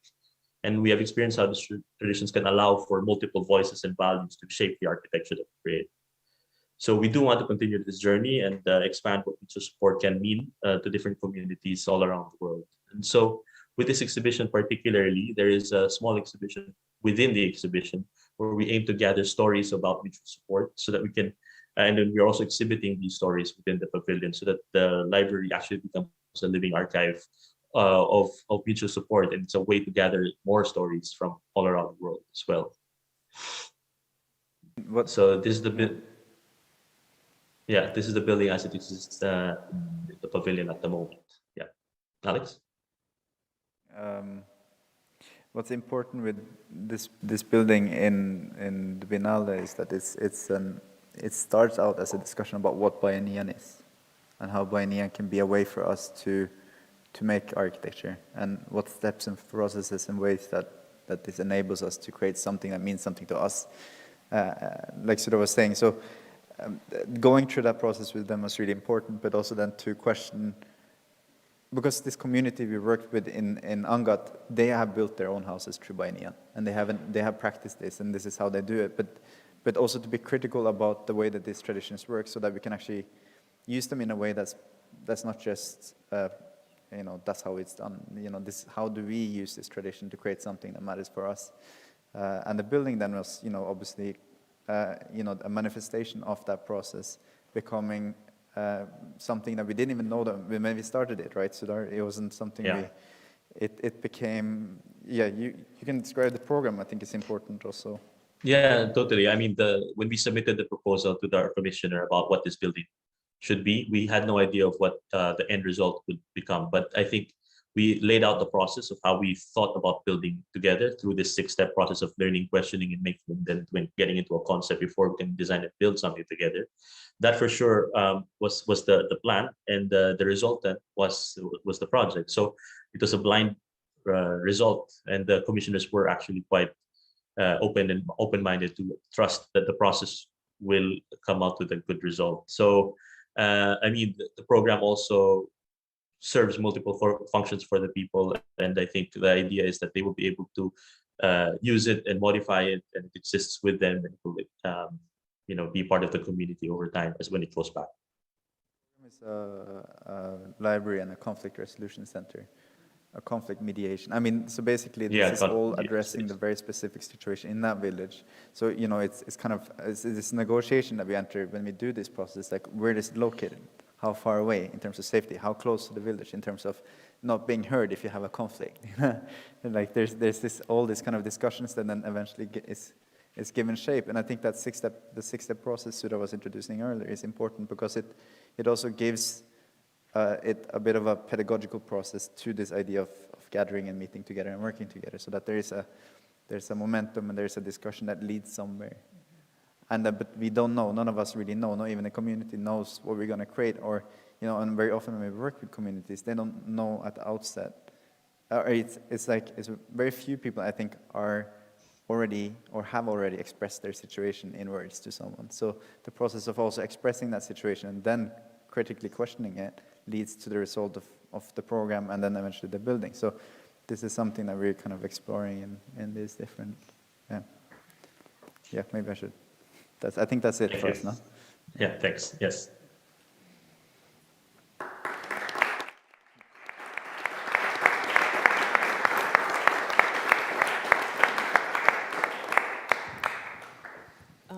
I found this actually really fascinating how you were talking about stories and how stories are being created. And I always think about story making, local story making has a lot to do with place, right? It's something that is only locally there, and it's no longer on a map, right? A map is today only describing space, but I think when a local story is emerging, I think that's when actually place is actually really coming to fruition or unfolding.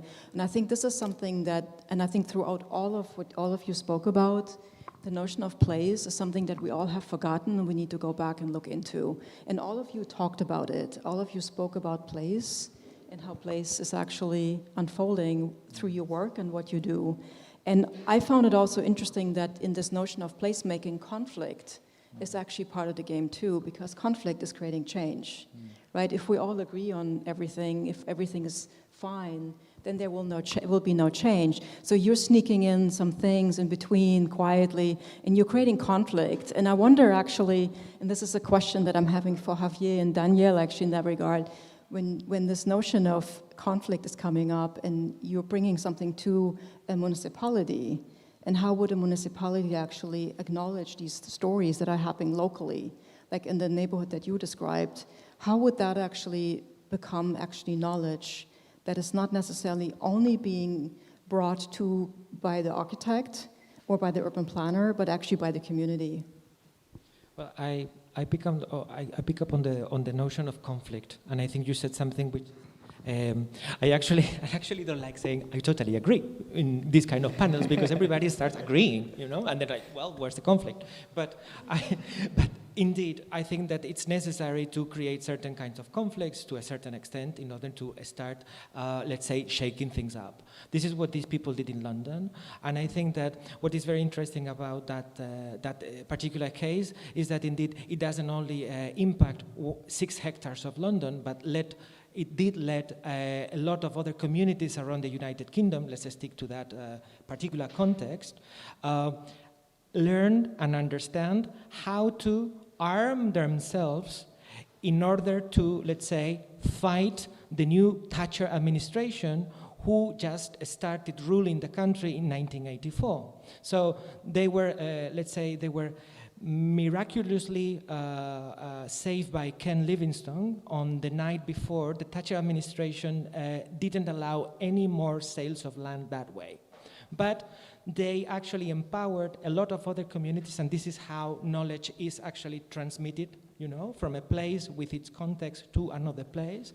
And many other communities, as I already mentioned, learned what to do when it came to fighting with conflict the Thatcher administration, which, as we know, is one of the, let's say, I'm not going to give you any objectives, but I think there's a lot to say about what the Thatcher legacy is. So I think, indeed, conflict is necessary. Let's have it to a certain extent. I think otherwise we will not move forward. And of course, I think there's a lot of knowledge that needs to be transmitted from either any agent involved in the fabrication of the city, from the Mr. or Mrs. Smith not liking the place where they are, or not liking the office building that is coming, and how to do we need to empower. Anyway, if I may develop at the same time, those people had the knowledge to organize themselves into getting funding for those regeneration projects. But I always wonder, and we are here surrounded by lots of knowledge, okay? And we are a group of very privileged people, all right? We are talking about context in which more or less everybody makes it. And my question keeps being, what happens when you don't have the knowledge, the time, the idea in order to develop these projects? Here we are, let's say, we have excellence professionals guiding others who don't know exactly what to do, how to do.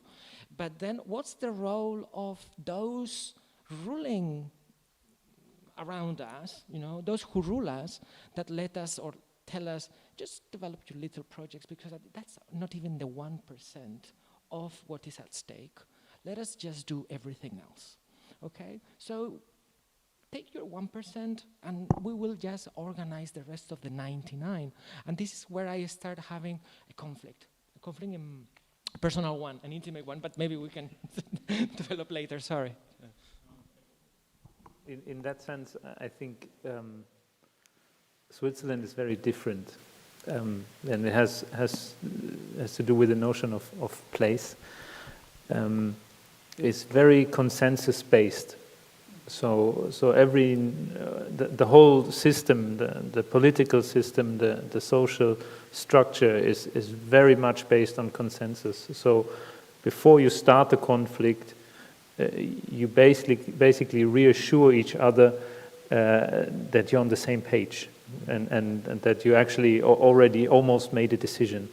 So in that sense, this friction of conflict has to be, this productive friction that the conflict implements into a process has to be kind of introduced in homeopathic doses.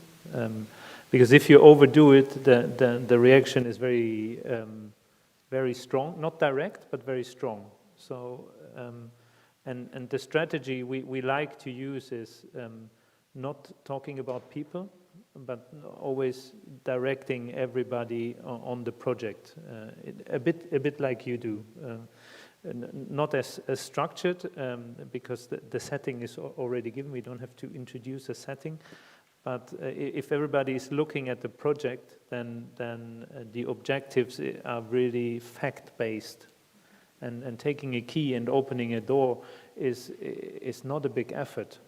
So that is the but that took some time. But so it's an advantage because everybody is used to compromise for the common goal and to let's say also keep the common ground. And one thing is to establish the common ground, and the other one is to take care of the common ground. So this understanding is very very strong. So there's not this conflict, this friction. Is more like going slowly and very focused into the same direction. I always wondered about how that common ground in your culture is being created and through what means, because how do you actually create conflict but at the same time don't create a riot, right? So I think, right, because it could go very well, very fast into a riot if you are not directing these opinions or these conflicts or agitations in society, because this is not just a small group like what you're dealing with. This is like an entire country that is voting on something, right? And to me, I found this always incredibly volatile, how this process actually is unfolding in Switzerland, and how it never actually came to the moment of that a war has been unfolded, like what happened in the Arab Spring, right? So this is really interesting how your country actually, or how Switzerland is operating in that and conducting these direct opinions towards a third goal, which is the common ground, and how that is being politicized also, right? And so I wonder about this in the work that you are doing when you have a group of people coming in from outside and coming with their own culture, with their own narratives, with their own stories that they're bringing with them, and emerging in this ground that is sitting there as a how do I call it, as a temporary situation, and how that is actually shifting the boundaries or creating that place that is coming in, and also this context around it, how that is actually reacting to this incoming culture or this incoming narrative that is not empowered, right? In that when they're coming in. Yeah. No, it's very complex, of course. Well, first of all, we all want and need the same things, and that's to feel safe and comfortable. So that's, a given in a way. And I've seen many examples of where that goes completely wrong when people are put in very stressful situations, and many times created by their surroundings and the built environment, right? Especially in Hungary, we saw that a lot in these arrival centers, with staff making the situation worse, and no recreational places, and people, gathered together in very unhumane conditions. So that's kind of obvious in a way. But if we talk about how to mediate, though, to use that term, I'm also for shaking things up, but we try to do it a bit quietly because this is such a sensitive topic, right? Migration. It creates a lot of really strong reactions. And I think I mentioned what's in it for me approach. We always emphasize that in all our projects, both in my professional work previously, but also with the students, that they really do proper research about the neighborhoods and the areas in which they are producing all these project proposals. And the case I showed you from the Tøyen area, where people really wanted allotment gardens but didn't have access to it, that was kind of to do two things simultaneously. But also in Haiti, we also under-communicated what we were actually trying to achieve quite a lot, like you did, Daniel, by not telling donors what we were actually trying to do, right? Because this might sound a bit strange now, because public spaces have become so, people discuss that extensively now. But 11 years ago, didn't actually in humanitarian contexts. And what we discovered is it was very difficult to get funding for projects addressing community building in an emergency situation like Haiti in 2010. And what we had to do instead was to develop a catalog of different types of interventions targeting or mitigating natural hazards like landslides and flooding, etc. But because we were architects, and I have to say it took us some time to actually regain our professional conscience in a way, because we were thrown in, this was my first mission, thrown into a very overwhelming and complicated situation where you forgot why you were there in a way. You just tried to learn how to be a humanitarian worker and not be an architect in a humanitarian response situation. And that took some time. But after a while, we kind of figured that there's a reason why we're here. So then we tried to, under-communicate what we were actually doing with these interventions, mitigating natural hazards, they were actually public space interventions, right? And by little design tweaks, you could do the gabion walls a bit differently, that they could be like stalls or tribunes for football pitches and little things like that. And that we developed quite, far. And that was one way of avoiding this conflict and the risk of donors not understanding what we were trying to do, right? So we had to do this double communication as well. And I think this approach we have kind of kept a little bit, as I just said, like what's in it for me, what's in it for the host community, to take that as a point of departure and work with project based on that notion is something we also teach our students to do. Because, as I said, it's a very explosive and very difficult field to maneuver in, both, host communities, donors, politicians, policymakers, you have to just be a bit pragmatic about it. And I think some of our students have found that a bit difficult, you know. We want them to develop a visionary project free of the obstacles of infrastructure and logistics and economics, you know, but at the same time really contribute to the discussion. So it's very difficult to maneuver in this landscape in a way. And sometimes we succeed, I think, and sometimes we don't, right? That's how it works.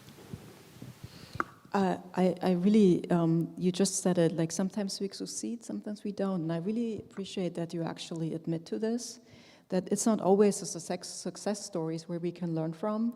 And I think we're all at a crossroad right now where we actually maybe are ready to admit also the things that we did not accomplish, that we did not succeed in, where we failed, where we as designers actually have maybe to step back and begin to listen. This word listening was said yesterday a lot in the afternoon, that we maybe as designers maybe have to begin to start to listen rather than talk. Because I think we're maybe too good in talking than listening. And but I want to go back also to this other notion of technicality that you mentioned in your presentation. It's always so easy to hide behind technology, right, and say, yes, there is a certain need. We need that many tents, we need that many water supply, we need that and that kind of infrastructure in order to house these people. But at the end of the day, these people are human beings. They have a culture, they have something where they come from, and they have a place that they're left. And they have nowhere to go, and they're going to a place that is actually basically only facilitated infrastructure, right? That their immediate needs are being met, but everything else, like their souls, let us say, or their psyche is not even being acknowledged. And I think that's also the struggle that students probably have, that they're trying to figure out, okay, there's this human being standing in front of me, but I'm dealing here with actually where's the water coming from, right? And I think that's a big struggle. I mean, that's something that I see with my students as well, that struggle of how do I engage in this as a human being, as a citizen, but at the same time also facilitate the need that's been brought forward. And I think that's something as we as architects or designers are dealing with today. This is actually, I don't know if I want to call this a new situation, but this is a situation we're in. And I think we are no longer just can hide behind our technical terms in our books. I think we as human beings, or we as citizens actually, have to step up. And I think that will probably also change how we probably engage with municipalities, how we're negotiating with them. And what kind of utopian dream worlds are we actually making up? And I was looking at what Y Factory was doing and this world that you guys are creating. I'm super curious what you guys are doing in your factory and what you're creating there and what the students actually are creating there. Okay. Sorry. Is this working? Yeah. Sorry for not having shown the work of the Y Factory. It will come in the closing talk, so stay tuned. What we try to do in the Y Factory, which is something that I already mentioned in the beginning, is to look at the agenda of urgencies that are totally current, no? But then try to project ourselves in what will be the world like in 200 years, and try to liberate ourselves from context. I think this is a sort of a very liberating exercise for students. We're talking about, this is academia, and you can afford, let's say, dreaming, or this is what we always try to transmit to students. Just liberate yourself from context, etc., and try to produce visions of things that, when we talk about, we have spoken about materials and technology, etc., try to think of materials and technologies that don't even exist. You know, liberate yourself from what is there today and try to design something with something which doesn't exist. And that is a very liberating exercise for students in our masters, because for a couple of months, for a few months or a semester, they are not thinking of building a, let's say, concrete portfolio that will satisfy the eyes of an employer in a year, no? So this is the kind of work that we try to do with them, always And when we produce visualizations of the future, we don't only produce images, we produce calculations. So if we are thinking of a world, for instance, that will be fully green, okay, let's just think that you can actually cultivate the city to the maximum, that New York City will be a forest, really a forest. So we produce a visualization of Fifth Avenue taken over by trees that belong to that biome, by the way. It's not just greenwashing. This is about, if it's Dubai, it will be other species. And then this Jumeirah hotel in Dubai is completely covered by cacti, for instance. How much oxygen you will be producing, how much CO2 you will be capturing, and how much noise you will be mitigating in the city. So these are concerns that have to do with today's lives, but projected into the future. And imagining Moscow covered by the tundra, for instance, liberates the student, but at the same time lets him or her understand or calculate all these kind of technicalities, all these kind of things that at the end of the day, we as designers need to do, which is design, okay? No? So that's, I could extend more because the topics that we look at don't only have to do with greening the city, they have to do with introducing food in the city. We calculate how much food Manhattan does actually need. So we produce a whole video and research trying to bring all the food production that Manhattan needs into Manhattan. And then the buildings, the skyscrapers of Manhattan are way, way higher, of course, because you need to satisfy the needs of the citizens in order not to have that kind of urgency you were mentioning earlier, no? That in 3 days everything will be gone, or you will have to bring it actually from the hinterland, no? So this is another topic we keep looking at, and as well as collective housing. How can you live in the dense city? How can you still live in the house of your dreams, going back to the idea of house and city that you were mentioning earlier? You want to live in the dense city because if you don't live in the city, well, if we don't live in dense cities, probably we will have a planetary problem. But how can you still live in the house you have always dreamed of? Which is something very difficult when it comes to housing. It's a very personal issue. So we as designers, deciding what the house of your dream is very complicated, and I really don't like to enter there that much. But then at the end of the day, how we, through gaming, for instance, can actually satisfy our desires to a certain extent within a, let's say, conventional collective urban form, which is a slab. And that's a project that we call WeGo, which we are going to release soon. No? So those are topics that are completely current, but we try to project ourselves with the idea that with a gaming process we can end up having the perfect section of a building, which maybe not be the case, but we will have tried. Yeah. I can't wait to see that. I'm curious.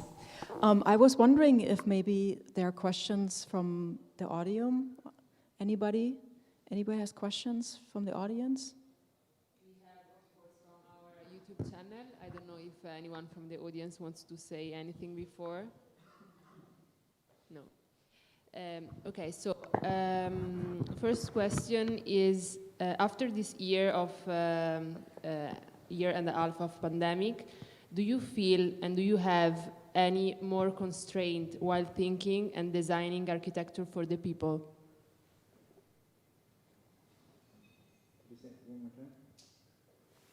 Feel like having more constraints in thinking and designing architecture after this experience of pandemic?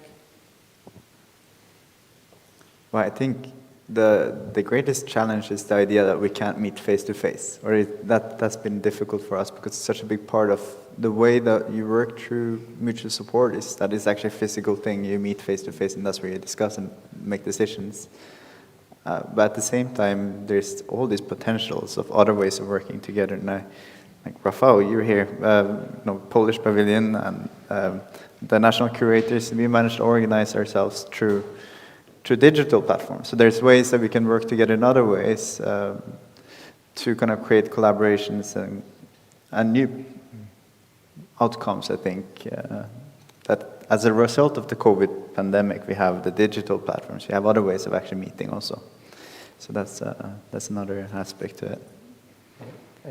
Maybe I can share an experience of my teaching activities. When right before the pandemic, I discovered the book by Xavier de Maistre, which is from the 15th century, which is called "The Journey Around My Room." Is a guy who was forced to be in his room for 42 days, and so he went on this imaginary journey around his room. And wrote a book.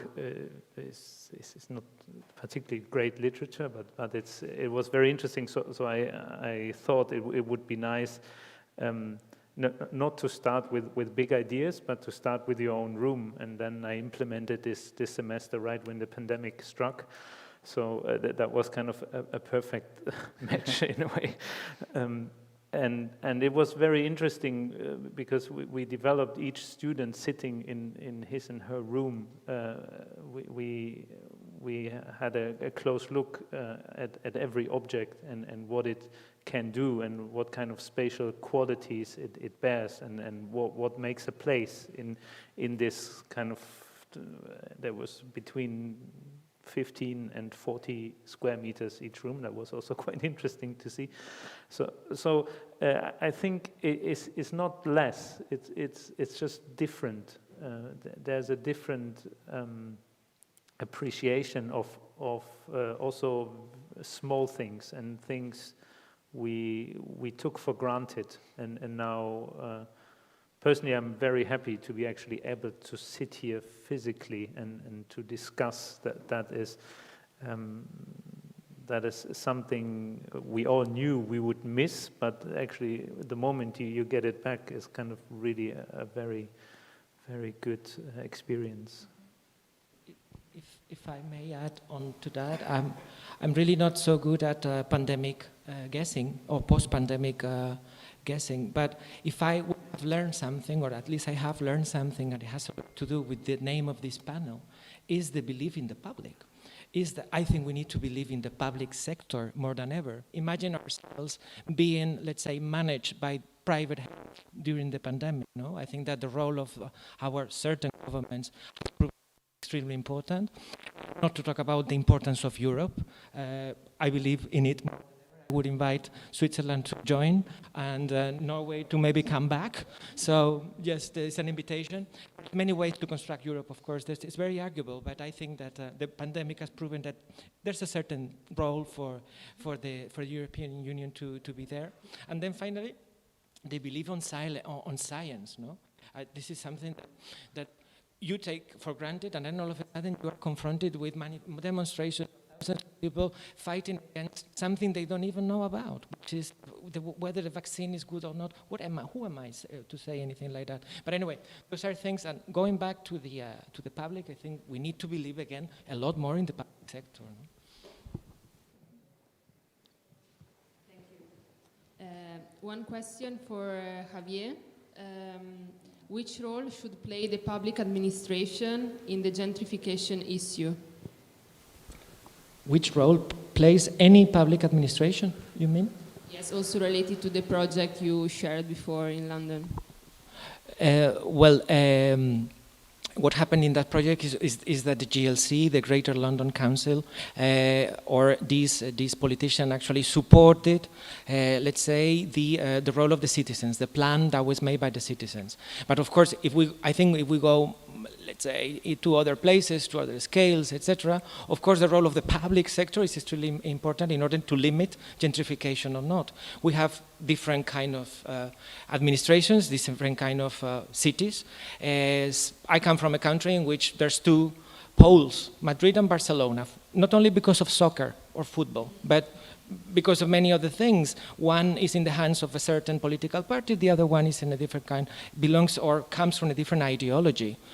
How much gentrification is stopped in one city or contained, let's say, in one city or other is obvious. I'm not going to tell you which one, just go and explore it through, just Google it, no? But it's just so appalling how one administration don't do anything versus the other trying to do something. So definitely the public sector and administrations have a lot to do with limiting gentrification. If we want to limit it, That's something that is up to us to decide what we want to do with our cities, no? Do we want our cities to be taken over by tourism, by Airbnb corporations, that I guess that you're understanding now what I think about them?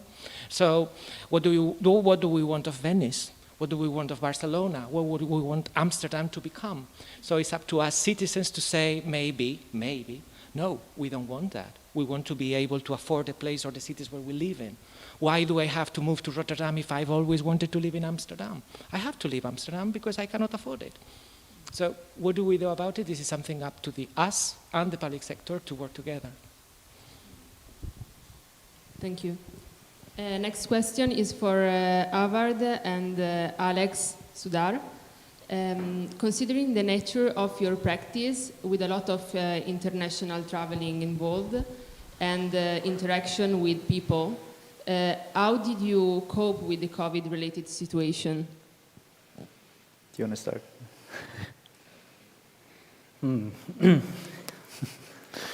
Well, you know, how should I answer that question?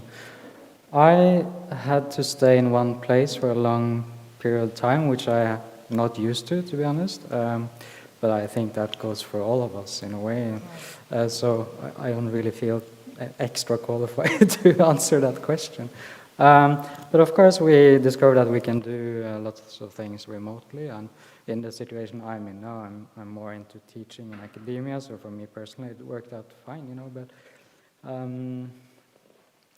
to extend the question into a broader debate about globalism and local conditions, I think, if I may, I mean, it might be a little bit on the side of answering that question, but of course we're quite well aware of what we are doing is sometimes seen as problematic in the way that we come in as international experts doing certain things. Where we always try to really emphasize and highlight local knowledge, and I know it sounds very obvious and many people say that, but that is something one has to actually say once in a while to pronounce it, because that is very important. So how we usually talk about what we're doing is that we address global challenges, but we work with real local site-specific situations and responses. But yeah, for me personally, I was stuck in, I split my time between New York and Oslo, and I spent most of my time in New York, and was surprisingly quite productive to start with, and then it went downhill from there after a while. But that's a personal anecdote. Sudar, you want to give it a go? Yeah, I think similarly in our case, I think it's the same scenario where we were just kind of fortunate that the projects that we were doing kind of terminated before the lockdowns happened. So in a way, it was just lucky that we were able to build the building sent to Venice already before, well, for the previous opening of the Biennale in May. So that work was done. Unfortunately, some of the other projects which we had ongoing at the time had to be stopped, particularly because of the pandemic. So in a way, wasn't possible for us to continue working in the way that we had been at the time.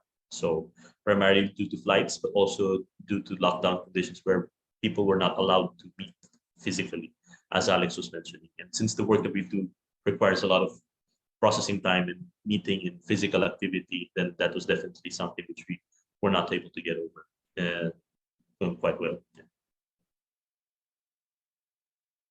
You know, pause simultaneously.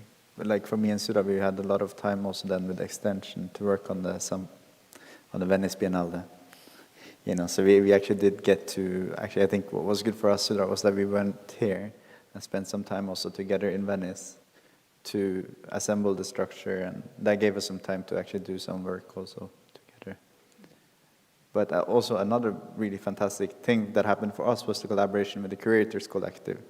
So all the curators, they organized, they mobilized, and we had this kind of monthly or almost 2 times a month, all the curators of the national pavilions in the Biennale would meet.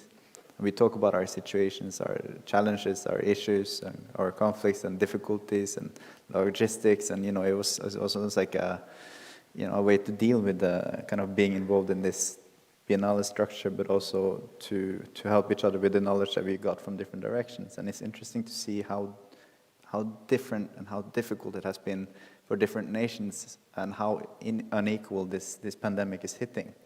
You know, and even just the fact that Sudar is now in Philippines and is not here is because I can travel from Norway, but you know, he can't travel here.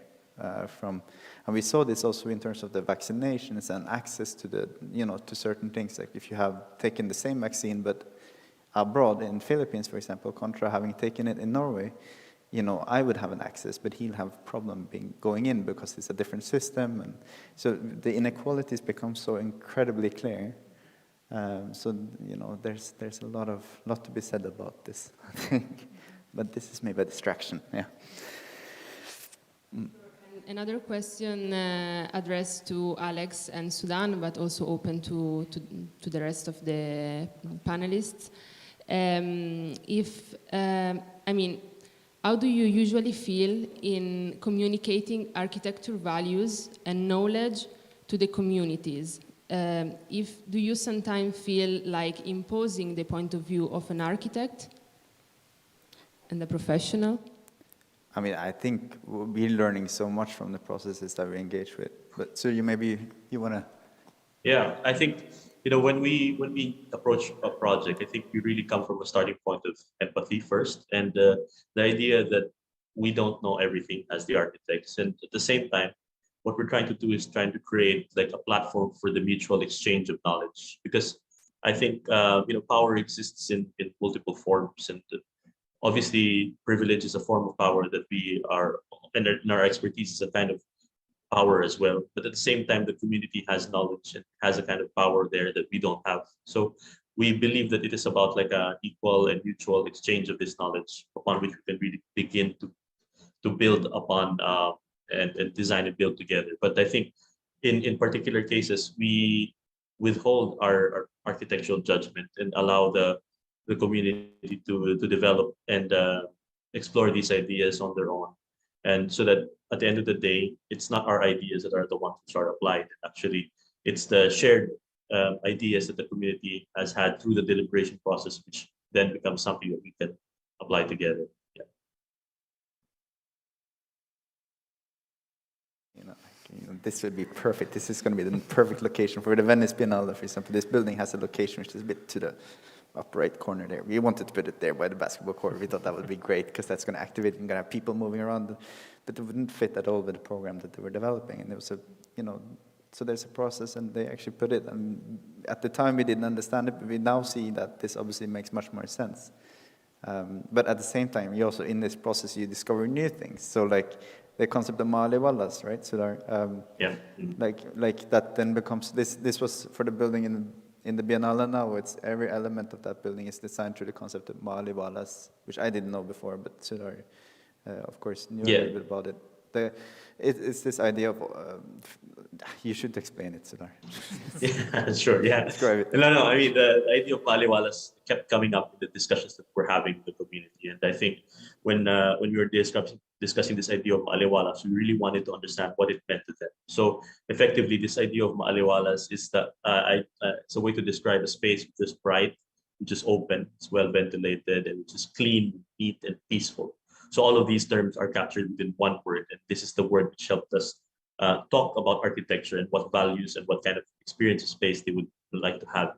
So this helped us structure all the design workshops, and it was a way for us to work together and kind of achieve like this similar intention or similar goal of what we wanted to try to create together. So the walls need to be Maliwalas, the roof needs to be Maliwalas.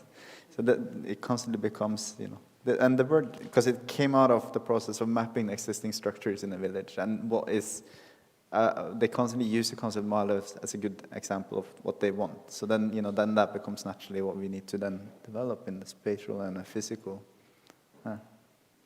So, I think we learn a lot. That's the thing. So as experts, we might have some experience, but the community will have a lot of other things that that contributes to.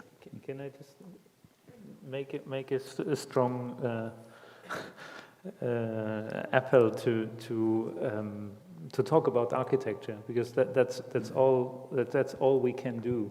So to talk to a community, talk to a client, talk to the city, we need to talk about architecture because that's our profession. And my observation is that in the past years, we kind of avoided to talk about architecture. We talk about techniques, we talk about structure.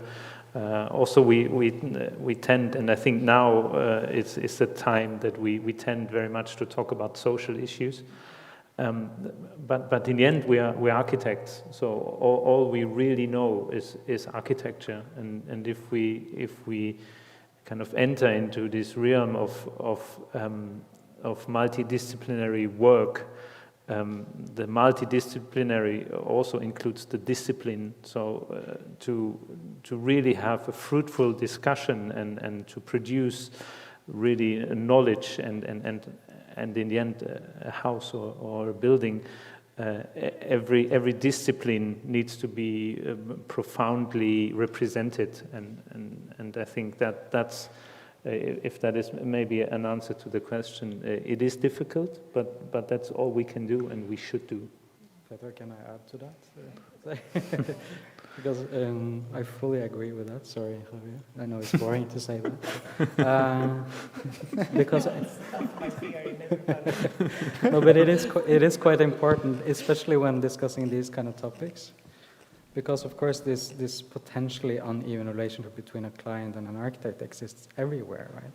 And as you say, this is our profession, and it's also our duty to take our profession seriously, even if we work with less fortunate or groups of people or clients, so to say. And there has been this big misunderstanding that we're doing something different or doing something on the side, and especially when we discuss aesthetics, for instance, how important that is everywhere for all architects carrying out their mandate. I think that's quite important to highlight, and I think it's really refreshing to be in a panel discussing these kinds of topics and seeing beautiful projects of high architectural qualities, right? And that's quite important to also acknowledge, I think. Javier, do you want to add on that? I with pleasure. Let me disagree a little bit. I'm just kidding. No, what I think that's right. I mean, one of the things I try to transmit to our students is that there's a certain amount of knowledge that has to do with design, that's architecture, the city, and in our case, the planet, because it's a little bit our preoccupation right now. Huh? But at the same time, I think it's unavoidable to address outside issues in order to make better design. So this is where we go back to the idea that, yeah, we design, but who we design for, where we design, and when we design, and that it's informed but by everything else. So we cannot, let's say, forget, in my case, political issues. The construction of social housing that has to do with design, and what is the floor plan that we decide for the citizen has to do with political decisions. Somebody is deciding finally that this amount of social housing is being made, and we cannot, let's say, get out of that conversation, and we have to keep fighting for societies to keep building affordable housing.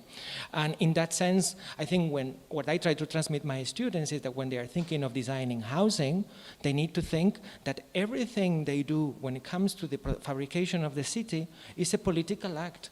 The city is a political act. Fabricating the city is a political act, and polis in Greek means city. Politics. So, and I think that, and not only everything else, no? So I think every line, and I agree with you, we have to do it well, and our students need to draw well, but at the same time, guys, never forget the world in which we're living, Otherwise, and you have to motivate them to do things like the things you do, no? Like, come on, go somewhere else, Get out of zone of comfort, Get out of the beautiful Netherlands where everything is a lot easier than it is in other contexts, no? And then, so, and I believe as an educator that that's also part of my, even though I'm just an architect, I think that is part of our mission, if I could say, and I don't want to sound too grand, to, as educators, to give them all these other issues, no? Or give them more, well, you know what I mean. Maybe I'm not using the right words, but